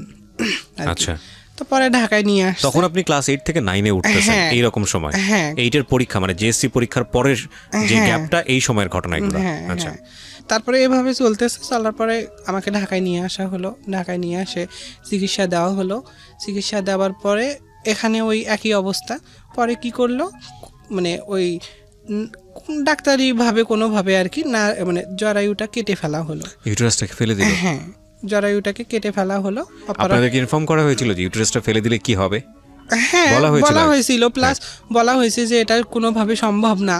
ঠিক আছে, এখন এখানে জীবন মরণের প্রশ্ন হয়ে দাঁড়িয়েছে। তখন তো আর পসিবল না যে এটাকে কোনোভাবে রাখি বা কোনো কিছু করি। যাই হোক, ওই জরায়ুটাকে কেটে ফেলা হলো। কেটে ফেলায় ওই জরায়ুর সঙ্গে যে নারটা ছিল আর কি, নার বলে যেটাকে, পেঁচানো ছিল, ওইটা খুলে দিয়ে ওই জরায়ু কেটে ফেলছে। তারপরে আস্তে আস্তে আস্তে আস্তে এটা অটোমেটিকলি ভিতরে চলে যায় না। কিন্তু এখানে ইউরিনের তো একটা এক্সিট হওয়ার একটা ব্যাপার আছে। এতদিন তো আপনি কিভাবে কি করেছেন? আপনার কি পেট ফুটো করে বা কোনো কিছু করে এটার ব্যবস্থা করেছিল, নাকি ওইভাবেই আছেন? না, তো যখন আমার ওই যে জরায়ু বের হয়ে আসলো, আমার সব ক্লিয়ার হয়ে গেল। ও, জরায়ু বের আসার সঙ্গে সঙ্গে আপনার সব ক্লিয়ার হয়ে গেছে? হ্যাঁ, আচ্ছা। জরায়ু যখন বের হয়ে আসে তখনই আমার বাথরুম প্রস্রাব সব ক্লিয়ার হয়।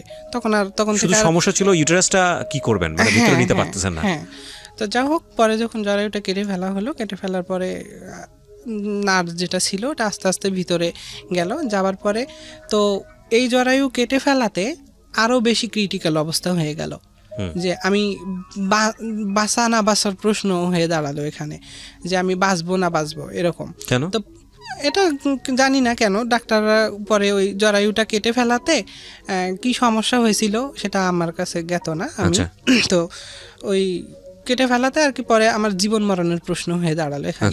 আমি আইসিইউ এর মধ্যে 13 দিন ছিলাম। 13 দিন থাকা ঢাকা মেডিকেলে? হ্যাঁ, ঢাকা মেডিকেলে আইসিইউর মধ্যে 13 দিন ছিলাম আমি। আচ্ছা। তো 13 দিন থাকা অবস্থায় এই 13 দিনের মধ্যেই আর কি, মানে 13 দিন পরে যখন আইসিইউ থেকে আমাকে বের করা হলো, বা 13 দিন আইসিইউর মধ্যে থাকা অবস্থা আমি একটু ইমপ্রুভ হলাম পরে। ইমপ্রুভ হয়ে আমাকে বেডে দেওয়া হলো। তো বেডে দেওয়ার পরে আমি আমার শারীরিক চেঞ্জটা বুঝতে পারি। কিরকম? যেমন কীরকম চেঞ্জ এখানে বলি। চেঞ্জ বলতে কীরকম, যে আমার আমি তো বরাবর ওয়াশরুমে যাওয়া আসা করতেছি প্রস্রাব পায়খানার জন্য, বা যাচ্ছি আর কি। তো যাওয়াতে বুঝি যে যখন আমি প্রস্রাব করি, প্রস্রাব করতে গিয়ে একটা মানে নারী অংশ, মানে এরকম নার জাতীয় একটা বাহিরে বের হয়ে আসতে চায়। ওকে, আচ্ছা, এরকম মনে হয় যে যখন প্রস্রাব করতে আসি তখন মনে হয় যে একটা নার জাতীয় কোনো কিছু। নার মানে আপনি বলছেন যে ইটস লাইক আ পাইপ বা নলের মতো কোনো একটা কিছু? হ্যাঁ, নলের মতো কিছু, যে মানে বাহিরে বের হয়ে আসতে চায়। এখানে একটু ইন্টারাপ্ট করছি, ভিডিওতে যারা দেখছেন এবং একই সাথে অডিওতে যারা শুনছেন, প্লিজ আজকের এই এপিসোডটাকে আপনারা মেডিকেল সায়েন্সের জায়গাটা থেকে নেবেন। এগুলো বোঝানোর জন্যই আমরা এই জিনিসগুলোকে এক্সপোজ করছি, কারণ অনেকেরই অনেক ধরনের কোয়েশ্চেন থাকতে পারে। And most importantly, I am not a doctor, I am not a physician. উনি যেটা বলছেন সেগুলো যে একদম ফুল ইনভেস্টিগেট করে আপনাদের এখানে উপস্থাপন করা হচ্ছে তা নয়। আপনারা চাইলে ওনাকে সন্দেহ করতে পারেন, আপনারা চাইলে অবিশ্বাসও করতে পারেন, আপনারা চাইলে আপনাদের জায়গাটা থেকে পুরো গল্পটাকে বাদ দিয়ে দিতে পারেন, সেই সুবিধা আছে। আমরা আমাদের জীবন গল্পের ডিসক্লেইমারে সবসময় কথাটা বলি যে আমাদের জীবন গল্পের সবচেয়ে বড় সীমাবদ্ধতা হচ্ছে এটাই, যে যিনি এসে তার গল্পটা বলেন সেটা আমরা ইনভেস্টিগেট করি না বা করতে পারি না, বা আমাদের এখানে সীমাবদ্ধতা আছে। সুতরাং উনি যে কথাগুলো বলছেন সেগুলো অতিরঞ্জিত করে বলা, সেগুলো ভুল বলা, বা সেগুলো মিথ্যা বলা, কিংবা সেগুলোর মধ্যে অনেক কিছু যোগ বিয়োগ করা, সেগুলোর ব্যাপার হতেই পারে, এবং সেখানে আপনার অবিশ্বাসের বিষয় থাকতেই পারে। সুতরাং বিশ্বাস অবিশ্বাস একেবারেই আপনার নিজস্ব, এই বিষয়টা আমরা লিবার্টি দিচ্ছি আপনাকে। ওকে, বলেন। তারপরে ওই নলের মতো একটা বের হয়ে আসতে চায়, এরকম মনে হয়। তো আমি পরে ডাক্তারের সঙ্গে বিষয়টা শেয়ার করি আর কি, বা আমার তখন তো আপনি মেডিকেলেই আছেন? হ্যাঁ, তখন আমি মেডিকেলেই আছি। আমি মেডিকেলে এ টু জেড আমি 2 মাস 15 দিনের মতো ছিলাম আর কি। ডাক্তারের কাছে বললেন? হ্যাঁ, ডাক্তারের কাছে শেয়ার করলাম। তারপরে আবার ডাক্তার টেস্ট দিল আর কি, আবার নতুন করে টেস্ট। তো এই টেস্টগুলো দেওয়ার পরে এই টেস্টগুলো এখন কিভাবে আবার এই টেস্টগুলো করাবে, এটার সামর্থ্য তখনও ছিল না, এরকম অবস্থা। তো তারপরে আবার ওই বাসায় গেল, বাসায় গিয়ে আবার যে কোনোভাবে ম্যানেজ করলো আর কি, কারণ এখানে যেহেতু জীবন মরণের প্রশ্ন হয়ে দাঁড়িয়েছে, একজন মানুষকে বাঁচানো ফরজ। তো বাঁচানোর জন্য যা করা লাগে আর কি, বা বাসায় যা হয়তো কিছু কিছু অংশ বা কিছু জিনিসপত্র ছিল এগুলো অন্যের কাছে বিক্রি করলো, করার পরে আমাকে নিয়ে আসে দেওয়া হলো আর কি।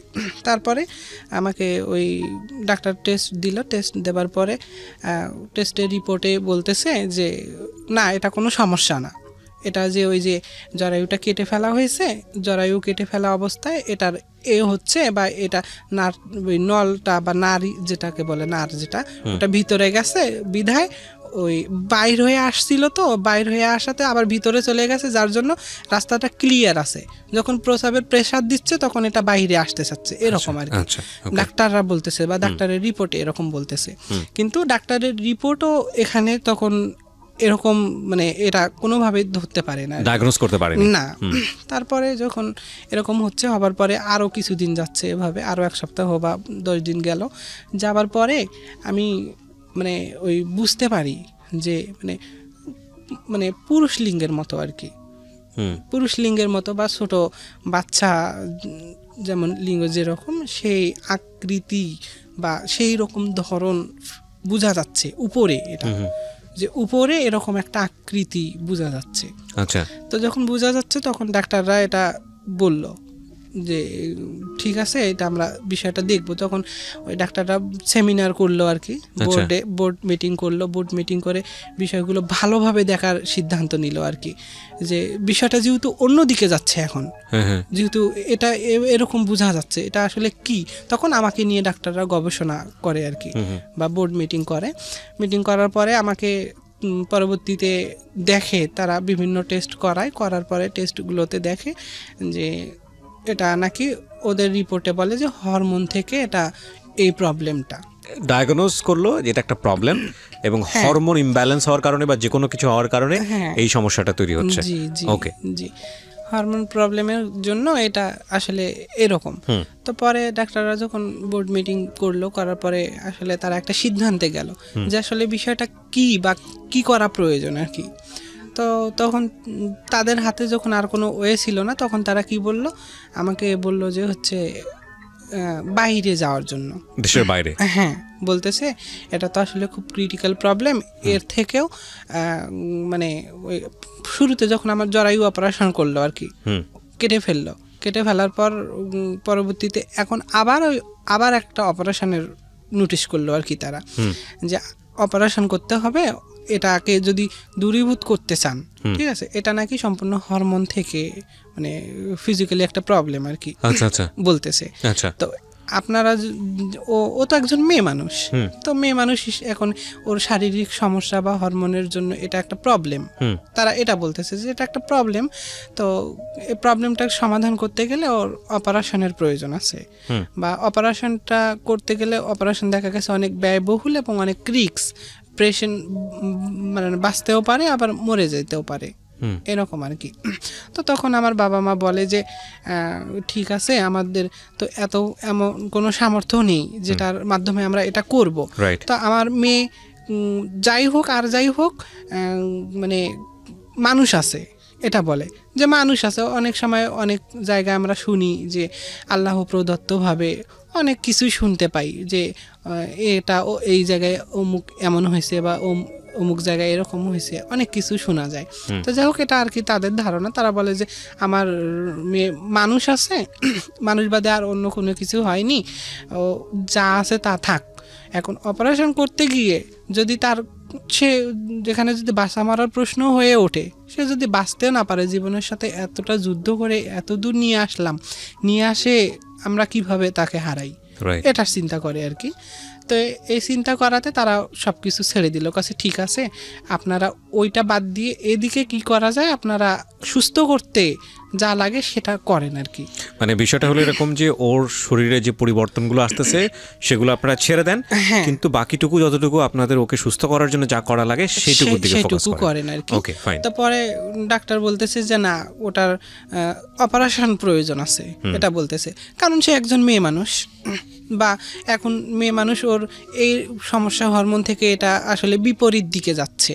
ডাক্তার বলতেছে যে এটা বিপরীত দিকে যাচ্ছে, মানে যেহেতু এটা বোঝা যাচ্ছে যে একটা পুরুষ লিঙ্গের মতো বা ছোট বাচ্চার, বা এমনও তো হতে পারে মানে যেটা গ্রো করছে সেটা একটা পর্যায়ে গিয়ে থেমে গেল মাঝামাঝি পর্যায়ে, সো না পুরুষ না মহিলা।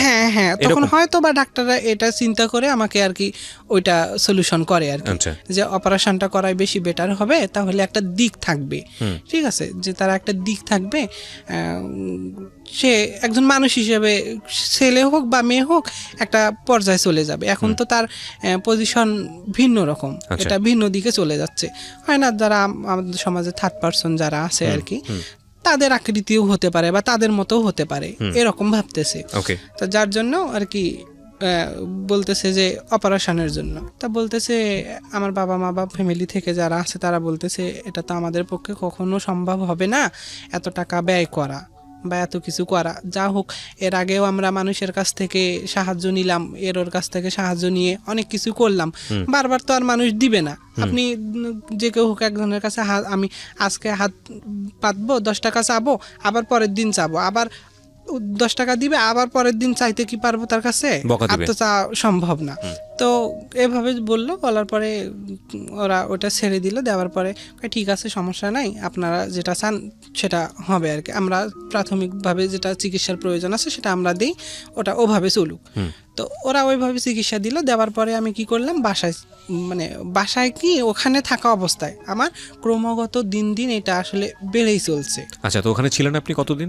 ওখানে আমি 2 মাস, প্রায় 15 দিনের মতো। 2 মাস 10-15 দিনের মতো আপনি ওখানে ছিলেন। তার মানে ওইখান থাকা অবস্থায় কি আপনার একটা চেঞ্জটা কি কমপ্লিটলি? হ্যাঁ, ওইখানে আমি যখন ওই যে বললাম আইসিইউ এর মধ্যে ছিলাম 13 দিন, আইসিইউ এর মধ্যে থেকে আমাকে যখন বের করা হলো, বের করার পরে আমার এই চেঞ্জটা আসে বা আমি বুঝতে পারি এই চেঞ্জটা। তো এটা কি একবারে কমপ্লিট হওয়া পর্যন্ত আপনাকে ওখানে রেখেছিল না নাকি? না না, এটা কমপ্লিট হয়নি। আচ্ছা, তারপরে যখন এরকম হচ্ছে হবার পরে ডাক্তার বলতেছে ঠিক আছে আমরা যতটুকু চিকিৎসা দেওয়ার ততটুকু দিচ্ছি।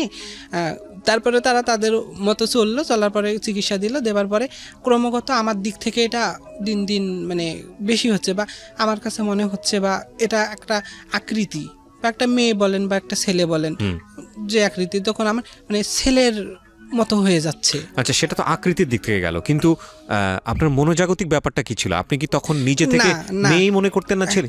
না, আমি তখনও আমি মেয়ে মনে করতাম নিজেকে। আচ্ছা, ইন্টারেস্টিং, ওকে, খুব ইন্টারেস্টিং। তারপরে এটা এভাবে চলে আসছে, তারপরে চিকিৎসা দিলে আমি সুস্থ হলাম আল্লাহর রহমতে।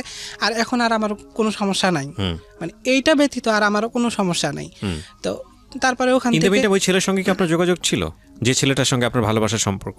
হ্যাঁ, ওর সঙ্গে যোগাযোগ ছিল। তখনও যোগাযোগ আমি হয়তো বা চিকিৎসার জন্য বা শারীরিক সমস্যার জন্য বা এগুলো অসুস্থতার জন্য যোগাযোগ করতে পারিনি, সম্পর্কটা ছিল, ইভেন এখনো আছে। ওকে ওকে, আমরা সামনের দিকে যাই, এখনো আছে। আচ্ছা, যাই হোক, তারপরে আমাকে একটু আল্লাহর রহমতে সুস্থ হলাম, হবার পরে বাসায় দেওয়া হলো আর কি। বাসায় দেওয়ার পরে আমি বাসায় যাওয়ার পরে আমার শারীরিক প্রবলেমটা আরো মানে আকার ভালো বড় আকার ধারণ করে। যেমন ধরেন মানে পূর্ণ আকার যেটাকে বলে। হ্যাঁ, পূর্ণ আকার, যে আমি মানে আমার গঠনে আমি একজন ছেলে মানুষ হয়ে গেলাম। এটা কতদিন লাগলো বা কত মাস লাগলো এটা কমপ্লিট হতে? এটা বেশি দিন হয়নি। এটা এই যে যখন আমি হসপিটালে ছিলাম প্রায় 2 মাস 15 দিনের মতো, ওখান থেকে আসলাম, ওখান থেকে তো আমার সূচনা শুরু। যখন আমার জরায়ু কেটে ফেলা হলো, অপারেশন দেওয়া হলো, অপারেশনের পর থেকে আমার এই সূচনাটা শুরু। তো এই মতো অবস্থায় চিকিৎসা দেওয়া হলো, জাস্ট শারীরিক দিক থেকে আমাকে সুস্থ করে বাসায় পাঠানো হলো, কারণ ওখানে থাকলে যতদিন থাকবো তত ব্যয়। ঠিক আছে, কিন্তু ওখান থেকে আসার কয় মাসের মধ্যে আপনি কমপ্লিট একটা ফর্ম যেটাকে বলে কমপ্লিট চেঞ্জ? হ্যাঁ হ্যাঁ, এটা প্রায় আমি ওই এখানে বাসায় এসে আবারও ওই 1 মাস 15 দিনের মধ্যে মানে আমরা বলতে পারি যে 2 থেকে 3 মাসের মধ্যে আপনার পুরো ট্রান্সফরমেশনটা হয়েছে। ওকে, এরকম হয়ে গেছে। তো যাই হোক, পরে আমি বুঝতে পারলাম বা বাসায় যখন আসলাম, আসার পরে এটা এভাবে হলো। তখনও আমি মেয়ে মানুষের ভাবে মতো চলি, বা মেয়ে মানুষের লেবাস বা মেয়ে মানুষের, আমার মাথায় এত বড় চুল ছিল। আমার ছবিটা দেখলে হয়তো বুঝতে পারবেন। ছবিটা আমি দেখাচ্ছি, আমাদের দর্শকেরা আছেন তারা দেখতে, যদি এখন স্লাইডে আমি দেখাতে না পারি, আপনারা একদম গল্পের শেষ পর্যন্ত ওয়েট করবেন, আপনারা একেবারে গল্পের শেষে গিয়ে আপনারা ছবিটা পাবেন। হ্যাঁ, তো যাই হোক, আমার চুল এত বড় ছিল, পরে আমি সেভাবে চলতে আসি। চলার পরে একটা সময় এটা যখন আমি নিজে বুঝতে পারলাম যে আসলে আমার শারীরিক গঠনটা ছেলে মানুষ, বা আমি ছেলে মানুষ, এটা ইজিলি বোঝা যাচ্ছে। একটা ছেলে মানুষের যৌনাঙ্গ আলাদা, মেয়ে মানুষের যৌনাঙ্গ আলাদা, বা আমি মেয়ে ছিলাম কেমন ছিলাম এটা তো বুঝি, বা এখন ছেলেদের জন্য। কিন্তু এখানে একটা কথা আছে নয়ন, এখন আমি আপনাকে নয়ন বলি সম্বোধন করি, যদিও কিছুক্ষণ আগে আমি আপনাকে নাজমা বলেছি। সেটা হলো যে এটা তো একদিনে হয়নি, 3-4 মাস একটা লম্বা সময় যদিও বলা যায়। কিন্তু এই যে ট্রান্সফরমেশনটা হচ্ছে, তাহলে তো আপনি মানে মানসিকভাবে প্রস্তুতি নেওয়ার সময় পেয়েছেন যে না আমি ছেলের দিকে যাচ্ছি, ছেলে হয়ে যাচ্ছি। তার মানে তো আপনার একটা মানসিক প্রস্তুতি বোধহয় আগে থেকেই ছিল, পরিবারের সদস্যরা বিষয়টা নিয়ে প্রিপেয়ার ছিল নাকি, কি বলবেন? হ্যাঁ, অবশ্যই ছিল, কারণ আমার এই সমস্যা তো যখন তারা দেখতে পারতেছে তখন অনেকেই, তারপরে এটা একটা সময় কি হলো, বাস্ট হয়ে গেল। মানে এটা ঘরের মধ্যেই ছিল, বাইরে কেউ জানতো না? হ্যাঁ, বাইরের কেউ জানতো না, কিন্তু আমি এই মতো অবস্থায় আবার ওই আমার রেজাল্ট বের হলো আর কি, রেজাল্ট মানে জিএসসি রেজাল্ট। হ্যাঁ, জিএসসি রেজাল্ট বের হয়ে আমার ক্লাসে ভর্তি হওয়ার কথা, তখন আমার মানসিক অবস্থা সম্পূর্ণ আলাদা, কারণ আমার সব মানে অন্যরকম হয়ে গেছে, কারণ আমার শারীরিক সমস্যা বা আমার আদার্স অনেক প্রবলেমের জন্য আমি মাথা পুরাই হ্যাং হয়ে গেছে, আমি আর আমার মধ্যে নাই, এমন একটা অবস্থা। তো যাই হোক, পরবর্তীতে এটা কি করলাম, বাসায় জানালাম। বাসায় জানা অবস্থায় একদিন আমার বান্ধবী আর কি আমাদের বাসায় আসে, মানে আমি বাইরে থেকে মানে চিকিৎসা করে বাসায় সুস্থ হয়ে আসছে, আমাকে দেখার জন্য আসে আর কি, 2 জন, মানে একজন আসে পরপর 2 জন পরে আসে আর কি। আসার পরে তখন আমি তাদের কাছ থেকে কোনো এক বিষয়ে তাদের কাছে আমি এটা শেয়ার করে ফেলি, যে কি জানি কথায় তাদের সঙ্গে শেয়ার করতে ফেলি যে আসলে এরকম আমার ঘটনাটা কেমন, মানে আমার কেমন জানি একটা শারীরিক চেঞ্জ, বা আমি এই জায়গাতে আমি ছেলে মানুষের মতো লাগে, ঠিক আছে। তখন ওরা বলে কি বলিস তুই এসব, আলতু ফালতু কথা কেন বলিস, এগুলো বলতেছে। তার মানে তোদের বিশ্বাস হয় না, না এরকম করে বলতেছে। কয় না আমার বিশ্বাস হয় না। তা ঠিক আছে, বিশ্বাস না হয় আমাকে মানে ফেস কর, মানে প্রুফ দেখা। হ্যাঁ, যে ফেস কর, চার্জ কর, যে আমি আসলে যেটা বলতেছি আমার কথার সঙ্গে কতটুকু মিল আছে আর কি। তো তখনও তো তারা জানতো আমি মেয়ে মানুষ, তারা আমাকে মেয়ে সার্চ করতে তো কোনো প্রবলেম না। তো কি এসব বলে আজেবাজে কথা, দেখি তো এক পরে সার্চ করে দেখে যে হ্যাঁ বিষয়টা আমি যা বলছি সেটাই, যে আমি সত্য। পুরুষ মানুষ, হ্যাঁ এরকম, বা পুরুষ মতো বোঝা, যে স্পষ্ট এটা বোঝা যাচ্ছে। না, রাইট। তারপর আচ্ছা, তারপরে ওরা এইটা দেখে চমকে গেছে, কয় কি এটা কেমন কথা, এটা কি দেখলাম আমরা, এরকম মনে করতেছে। বলা অবস্থায় এরা এই ওখান থেকে এক দৌড়, মানে আমি যে তাদেরকে ধরবো যে শোন এখন কাউকে বলিস না, বা এটা কি, বা আল্লাহ কি করতেছে না করতেছে এটা তো আমি বুঝতেছি না, কাউকে বলিস না, জাস্ট আমি তোদের সঙ্গে শেয়ার করছি, তোদের মধ্যে থাকা আপাতত, এইটুকু বলার আমি তাদেরকে সময় পাইনি। তো তারা দৌড়ে গিয়ে, মানে তার আতঙ্কিত একটা বিষয়, রাইট। তো আতঙ্কিত বিষয় দেখে সবাই আতঙ্কিত হবে, এটাই স্বাভাবিক। তো ওরা যখন ফেস করছে, করার পরে দৌড়ে বাসায় চলে গেছে। বাসায় গিয়ে ওদের মাকে বলছে, কয় মা এরকম এরকম নাজমান ও আমাকে এগুলো আজকে বলতেছে হঠাৎ করে, তা আমরা মানে কি বলি সেগুলো কথা দেখি, ফেস করতে গিয়ে তারা হ্যাঁ এরকম ওদের সর্বনাশ। এক কথা দুই কথা, এক কান দুই কান করে করে তো পুরো বাসায় যখন ওরা জানার পরে বলতেছে কি বলি সেসব, পরে ওরা আবার আমার বাসায় আসলো, ওর মা মানে আমার বান্ধবীর মা, ওরা আসলো আমার গ্রামের আর কি, গ্রাম প্রতিবেশী বান্ধবী, একই ক্লাসে পড়ি আর কি তারা। তো আসলো, আসার পরে কয় কি এসব বলিস তুই উল্টাপাল্টা কথা, আর ও কি বলতেছে আমাকে গিয়ে এগুলা দেখি তো কি সমস্যা তোর, এগুলা বলতেছে। তারপরে ওরাও সার্চ করে, তো ওরা বেহুশ হয়ে যায় এমন অবস্থা। তারপরে এইভাবে বাসায় গেল, মহিলা মানুষ গ্রাম অঞ্চলে যা হয় আর কি, এক কথা কানাকানি করতে করতে একটা সময় অল্প দিনের ভিতরে, এটা মনে হয় 4-5 দিন বা 1 সপ্তাহ, হাইস্ট 1 সপ্তাহের ভিতরে পুরা বিষয়টা বাস্ট হয়ে গেল। ইন দ্য মিন টাইম আপনি কি আপনার ওই মানে বয়ফ্রেন্ড যে বা প্রেমিক যে, তাকে কি জানিয়েছেন বিষয়টা? না, তার সঙ্গে আপনি মেয়ে হিসেবে কথা বলেন? আমি অসুস্থ আছি বা চিকিৎসা করতেছি এগুলো সে জানতেছে, বা মাঝে মধ্যে যখন কথা হতো 2-4 মিনিট যে আমি চিকিৎসার জন্য আসি বা আমি অসুস্থ আছি, এই সমস্যা, এগুলো সে জানে। আপনি তো তখন নিশ্চিত হয়ে গেছেন যে এর সাথে আমার ওই ধরনের সম্পর্ক রাখা সম্ভব হবে না। হ্যাঁ, কিন্তু আমি তাকে এগুলো কোনো কিছু জানাই। কেন জানাচ্ছেন না তখন? জানাচ্ছি না কারণ সে তো আমাকে লাভ করে বা আমি তাকে লাভ করি, বা আমি জানাচ্ছি না এই কারণে যে মানে আমি কেন জানি জানাতেই পারতেছি না, মানে যতদিন সম্ভব গোপন রাখি, পরবর্তীতে হয়তো জানাবো।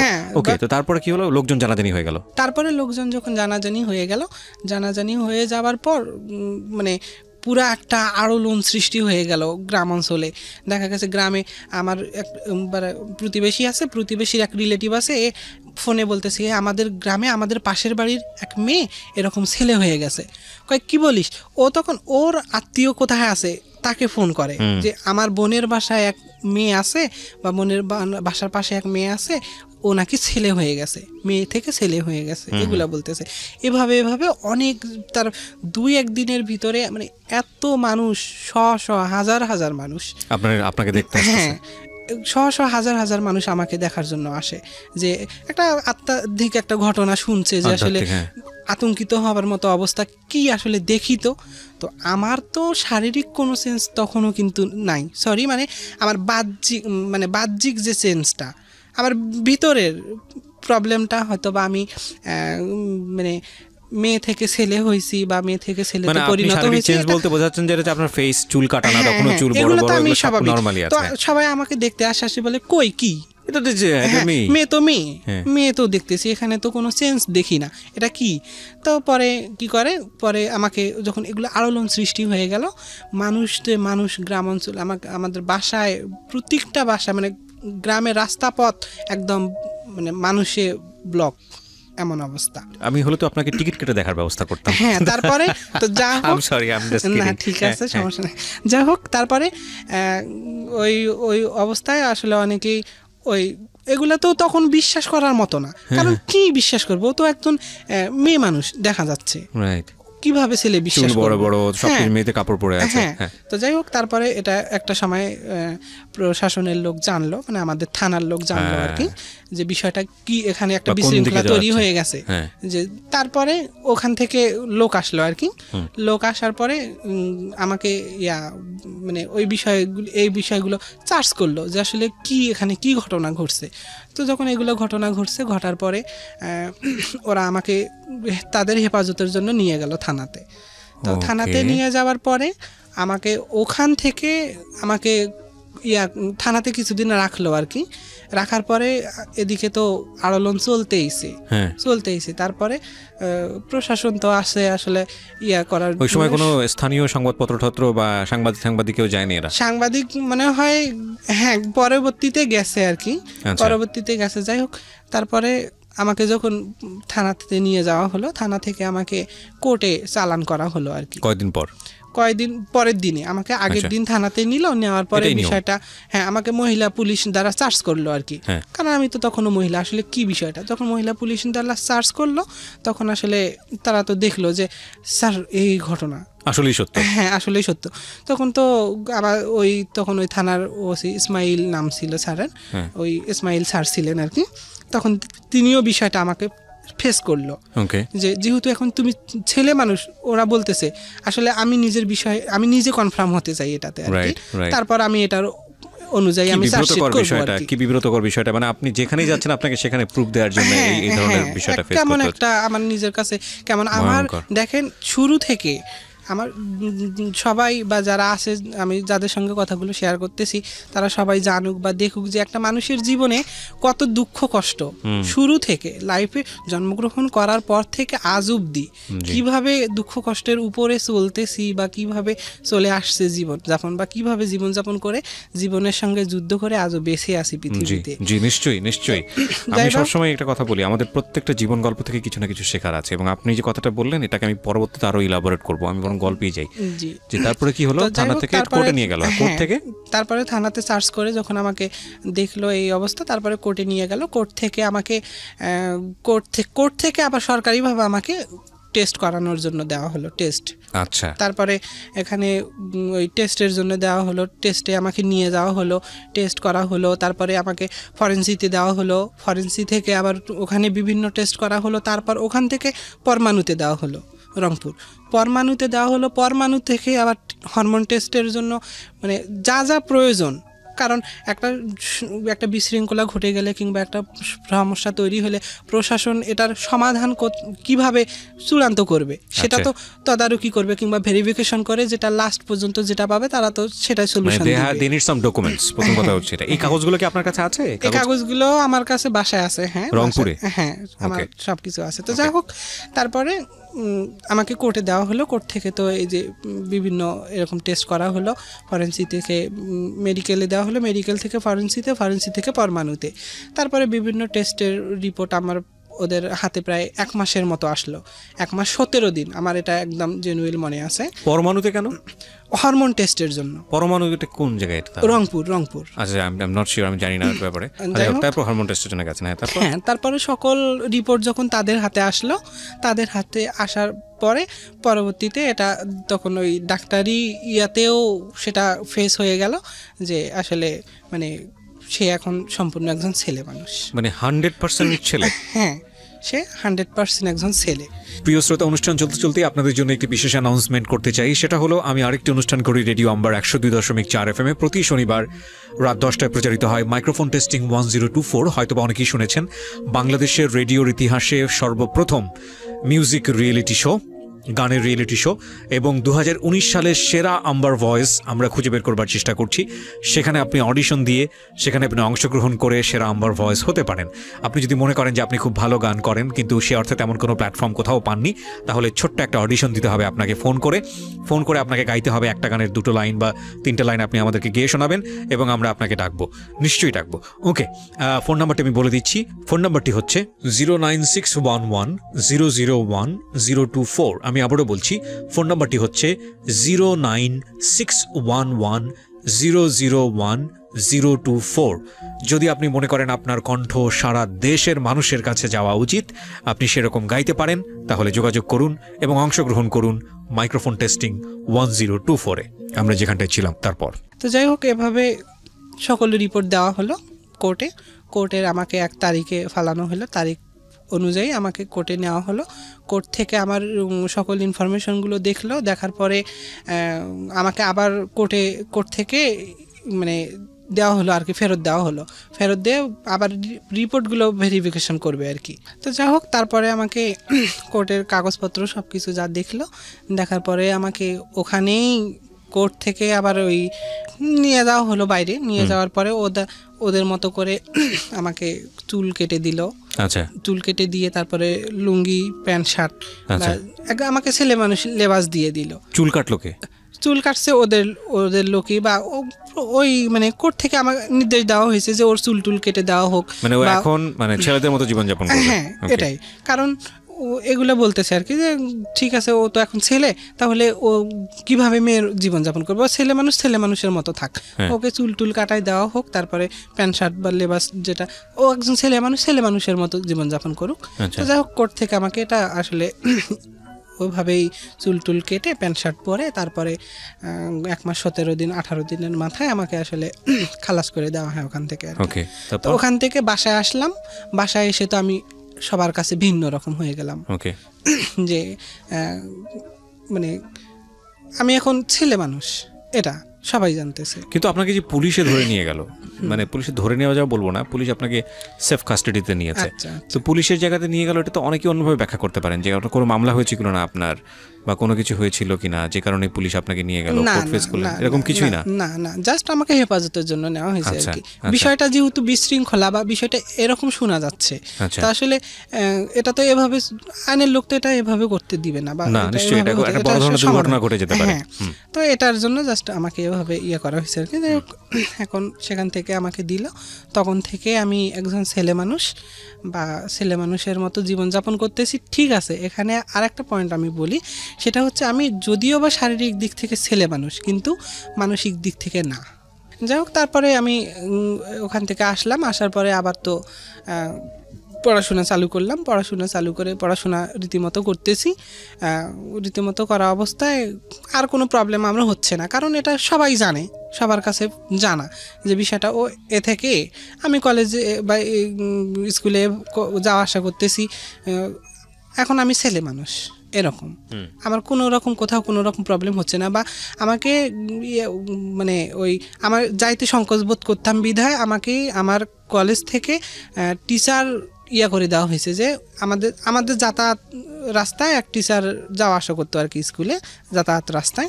তো ওই টিচার প্রতিদিন নিয়ে যাওয়া আসা করতো আমাকে কলেজে। তো এভাবে আর কি পড়াশোনাটা করি। পড়াশোনা করে আমি অনার্স 2nd ইয়ার পর্যন্ত পড়াশোনা করতে পারি। এখন দুর্ভাগ্যজনিত পড়াশোনাটা আমার স্টপ হয়ে গেছে। কেন?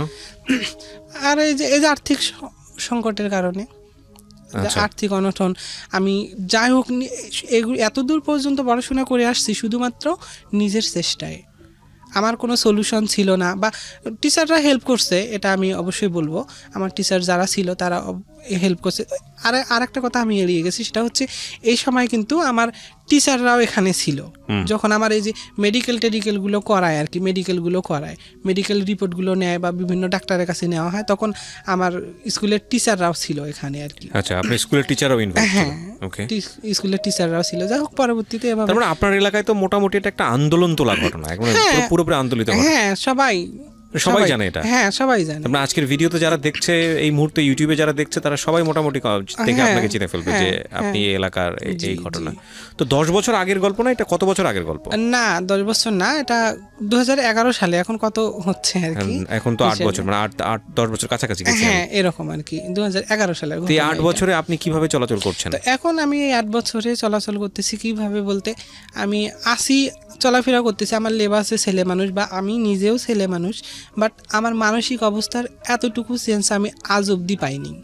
মানে আপনি নিজেকে মেয়েই মনে করেন? হ্যাঁ, আমি নিজেকে মেয়ে মনে করি, বা নিজের চাওয়া পাওয়াগুলো বলেন, বা নিজের একটা ইচ্ছা বা আকুতি বা স্বপ্ন, একটা মেয়ে মানুষ যে স্বপ্ন দেখে, সংসারের স্বপ্ন। হ্যাঁ, সংসারের স্বপ্ন।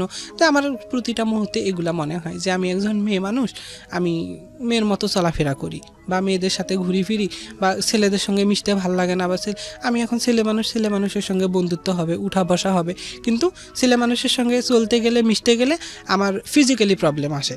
রাইট। কারণ আমি তো জন্মগত সূত্রে একজন মেয়ে মানুষ, তো জন্মগত সূত্রে যেহেতু মেয়ে মানুষ, আমি ক্লাস 9 তখন, প্রায় আমার বয়স 15 বছর বলতে গেলে। তো 15 বছর একটা মেয়ে মানুষ হিসেবে জন্ম থেকে চলে আসছে, বা তার চাওয়া পাওয়া, তার চলার শৈশবের পুরোটা সময়, হ্যাঁ, তার জীবনটা গড়ে উঠছে প্রায় এভাবে, তাহলে সেটাকে সে কিভাবে চেঞ্জ করবে? তো আমি আসলে কোনোভাবে, কোনো ক্রমেই আমি আসলে এটাকে চেঞ্জ করতে পারি না এখনো। এই জিনিসটাই জাস্ট আমাকে দুঃখ দেয়, বা এই জিনিসটাই আমাকে কষ্ট দেয়। আপনি কি ওই ছেলেটাকে যাকে ওই সময়টাতে ভালোবাসতেন, আপনি বললেন যে এখনো তার সঙ্গে আপনার সম্পর্ক আছে, তো বন্ধু হিসেবে আছে নাকি কি হিসেবে আছে? বন্ধু হিসেবেই আছে আর কি। তো তার সঙ্গে আমার এখন ইদানিং খুব একটা যোগাযোগ হয় না। আচ্ছা, সে তার মতো আছে, আমি আমার মতো আছি। তো এই যে মানসিক অবস্থাটা মেয়েটার মতো, কিন্তু শরীরটা ছেলেদের মতো, ছেলেদের মতো মানে কি ছেলে, তো এই জায়গাটা নিয়ে কখনো একজন সাইকিয়াট্রিস্টের পরামর্শ নেওয়া, একটা মনো ডাক্তারের পরামর্শ নেওয়া? না, আমি এগুলা নিইনি। আপনার তো নেওয়া উচিত না? আপনার প্রয়োজন না? আপনি কি মনে করেন? নেওয়া উচিত, হ্যাঁ, কারণ আমার যেহেতু বা ওই সুবিধাটা ছিল না, ওই ফ্যাসিলিটিটা পাননি আপনি। ভবিষ্যৎ আছে, বা ভবিষ্যতে একটা মানুষ, হয়তো আমি মানুষ হিসেবে পৃথিবীতে বেঁচে থাকবো, আমার তো একটা সাপোর্ট প্রয়োজন আছে, বা প্রত্যেকটা মানুষের একটা সাপোর্ট প্রয়োজন থাকে। মা বাবা থাকে, ভাই বোন থাকে, বা হাজব্যান্ড থাকে, বা ওয়াইফ থাকে, বা সন্তান থাকে, যাই হোক, যে কেউ কোনো না কোনো সাপোর্ট থাকে। তো আমার লাইফে তো আসলে এরকম কোনো সাপোর্ট নাই। আমার মা নেই, বাবা নেই, ভাই নেই, বোন নেই, বা নিকটতম ভালো কোনো বন্ধু নেই, বা এখন যে আমি এই অবস্থায়, আমি যেভাবে আছি, আল্লাহ যেটা করছে তার ইয়াতে, আমি, হ্যাঁ, তার মর্জি, আমি আসলে সেরকম হই, সেভাবে আমার সব কিছু হোক। কিন্তু আমি অনেক চেষ্টা করি যে আমি নিজে একজন ছেলে মানুষ, আমি ছেলে মানুষের মতো চলাফেরা করি, খাই দাই, ঘুমাই, বা ছেলে মানুষের সাথে উঠি বসি, আমার সব কিছু ছেলে মানুষের মতো হোক, কিন্তু এটা কোনো ক্রমেই আমি করতে পারি না। মানসিক দিক থেকে আমার মানসিক দিক থেকে কখনোই আসে না যে আমি একজন ছেলে মানুষ, বা আমি এখন ছেলে মানুষ, বা আমার ছেলে হিসেবে সব কিছু একুরেট, বা আমি ছেলে মানুষ হিসেবে একজন স্বয়ংসম্পূর্ণ মানুষ, ছেলে মানুষ। তো আমার একটা মানসিক দুর্বলতা হবে মেয়েদের প্রতি, বা আমি মেয়েদের প্রতি আকৃষ্ট হব, ন্যাচারালি বিষয় যে মেয়েদের প্রতি আকৃষ্ট হব, আসলে এরকম না। আমি এখন যে মেয়ে মানুষ, মানে আমি এখন ছেলে মানুষ, তো আমার এখনো মেয়েদের মতো। আপনি ভেতরটা বলছেন যে ভেতরটা আপনার অনুভব হয় আপনি একজন নারী, আপনি একজন মেয়ে, এরকম মনে হয়। ঠিক আছে, আমি বিষয়গুলো নিয়ে যে আপনাকে প্রথম উপস্থাপন করা এই জীবন গল্পে তা না। আপনি যদি আমার এই অনুষ্ঠান নিয়মিত শুনে থাকেন তাহলে দেখবেন যে এখানে অনেকেই এসেছেন ইন্টারসেক্স, এবং শুধু তাই না, তারা তাদের কথাগুলো মন খুলে এখানে বলেছেন, আমি সে বলার সুযোগ দিয়েছি। আমি সবসময় একটা কথা বলি, এটা হচ্ছে সবার মন খুলে কথা বলার প্ল্যাটফর্ম। আমরা সচেতনভাবে চেষ্টা করি যিনি বলছেন তার কথায় যাতে কেউ আঘাতপ্রাপ্ত না হন, তার কথায় কোনো কমিউনিটি যাতে করে আঘাতপ্রাপ্ত না হয়, এবং একই সাথে তার কথায় কেউ যাতে হেয় না হয়, এবং তার কথায় কেউ যাতে দোষী প্রমাণিত না হয়, এই বিষয়গুলো আমরা সচেতনভাবে অ্যাভয়েড করার চেষ্টা করি। ইন এ কমপ্লিট প্রোগ্রামে আমরা চেষ্টা করি যে একটা পুরো গল্প থেকে একটা মেসেজ যেন দেওয়া যায়। তো আপনি আজকে এই গল্পটা কেন বললেন আমাদের রেডিওতে? এই যে খুবই ইন্টারেস্টিং, মানুষ খুব মনোযোগ দিয়ে শুনেছে আজকের এই গল্পটা, যারা দেখেছে। তো এটা আমি জানি যে আমাদের স্বাভাবিকতার বাইরে যেটা ঘটে সেটার প্রতি মানুষের তীব্র আকর্ষণ থাকে। আপনার সাথে যেটা ঘটেছে এটা স্বাভাবিক ঘটনা না, হয়তো খুব কমই ঘটে সমাজে, খুব অল্প স্বল্প রেশিওর জায়গা থেকে হয়তো খুবই কম, সেই জন্যই এটা একটা অস্বাভাবিক ঘটনা বলেই অনেকে মেনে নেবেন। তবে এই ইউনিভার্সে অনেক অস্বাভাবিক ঘটনাই খুবই স্বাভাবিক ঘটনা। তো আপনি কেন বললেন আসলে? তো আমার বলার উদ্দেশ্য হচ্ছে এটাই যে আসলে আমাদের সমাজে যে এখন অনেক ছেলে মেয়ে আছে যে সামান্যতম কোনো দুঃখ কষ্ট আসলে মানে জীবনের হাল ছেড়ে দেয়, বা দেখা গেছে কি যে সামান্য কোনো কষ্ট পাইলে মানে আপসেট হয়ে পড়ে, অনেকে আছে দেখা গেছে আত্মহত্যা পর্যন্ত করে। তো আসলে মানুষের জীবনের দুঃখ কষ্টটা সারা জীবন হয়তো বা থাকে না। এখন আমার জীবনের যেগুলো ঘটনা এগুলোর সঙ্গে তো কারো জীবনের মিল হবে না, তো আমি আমার ঘটনাটাকে মিন করে আমি সবার কাছে এটা শেয়ার করলাম এই জন্যে যে আসলে দেখেন আমার জীবনটা বা আমার লাইফ স্টোরিটা যে আমার জীবনের ঘটে যাওয়া ঘটনাগুলো জন্ম থেকে আজ অবধি পর্যন্ত বা ভবিষ্যতে আরও কি হবে। আমি তো জন্মের পরে যখন আমি অসুস্থ ছিলাম, বিভিন্ন রোগে ভুক্তভোগী ছিলাম, একটা সময় সুস্থ হলাম, ভাবলাম আমার জীবনে বুঝি আর কোনো ঘটনা ঘটবে না। তারপরেও দেখেন আমার জীবনে তার থেকেও বড় দুর্ঘটনা ঘটে গেল। এখন আমি তো সেই কনফিউজ থেকে এখন আর ওটা আশা করতে পারি না যে আসলে পরবর্তীতে যে আমার জীবনে আর অন্য কোনো ঘটনা ঘটবে না, মানে আপনি এটারও যেটা কোনো বলতে চাচ্ছেন, নিশ্চয়তা নাই। রাইট, আপনি যেটা বলতে চাচ্ছেন যে এত কষ্টে থেকেও আমি মানুষের মতো বাস করার চেষ্টা করে যাচ্ছি। হ্যাঁ, অবশ্যই অবশ্যই আমি এত দুঃখ কষ্টগুলোকে উপেক্ষা করে অহরহ দুঃখ কষ্টের সঙ্গে থাকা সত্ত্বেও মানে নিজের জীবনের সাথে যুদ্ধ করে আজও বেঁচে আছি বা বেঁচে থাকবো আল্লাহ যতদিন আছে, এইটুকুই আর কি। আল্লাহ যাতে যতদিন আপনাকে বাঁচায় আমার রাখে। হ্যাঁ আমার এই গল্পটুকু শুনে সবাই যারা শুনতেছে বা যারা দেখতেছে তারা যাতে মনে করে যে একটা মানুষের জীবনে কত দুঃখ কষ্ট থাকতে পারে, নিজেরা যাতে করে কিছুটা হ্যাঁ, হালকা হয়। এত দুঃখ কষ্ট থাকার পরেও একটা মানুষ নিজেকে কিভাবে সেফ রাখে রাইট। বা কিভাবে জীবনে বেঁচে আছে।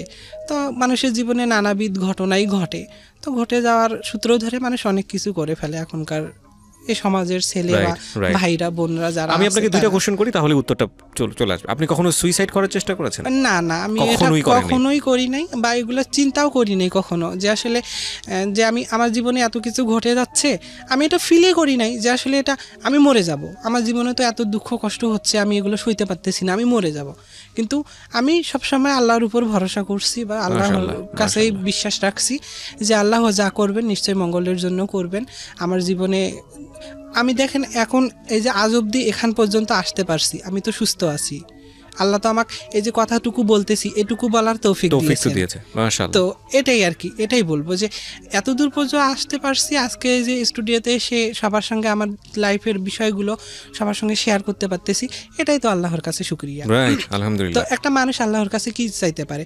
তো যাই হোক, আর একটা কথা আমি বলবো যে আল্লাহ তাআলা অবশ্যই একটা ইয়াতে বলছিল, আমার এটা মনে আছে যে ফা আম্মা মান তাবা ওয়া আমানা সলিহা মাইয়াকুলু মিনাল মুফলিহিন লিল কোরআনে লিল সালাওয়াত লিল ইনসানে আল কিসবুল লাজি আওসাউফিদ দুনিয়া ওয়াল আখিরাত। কথাটার অর্থ হচ্ছে এটাই যে তোমাদেরকে পৃথিবীতে পাঠিয়েছি শুধুমাত্র আমার ইবাদত বন্দেগী করার জন্য, শুধুমাত্র নামাজ পড়া কিংবা কোরআন শরীফ তেলাওয়াত এটাই আমার ইবাদত নয়, বরং মানব জীবনের প্রত্যেকটা কাজকর্মই আমার ইবাদত, যদি সেটা আমার হুকুম মোতাবেক হয়ে থাকে।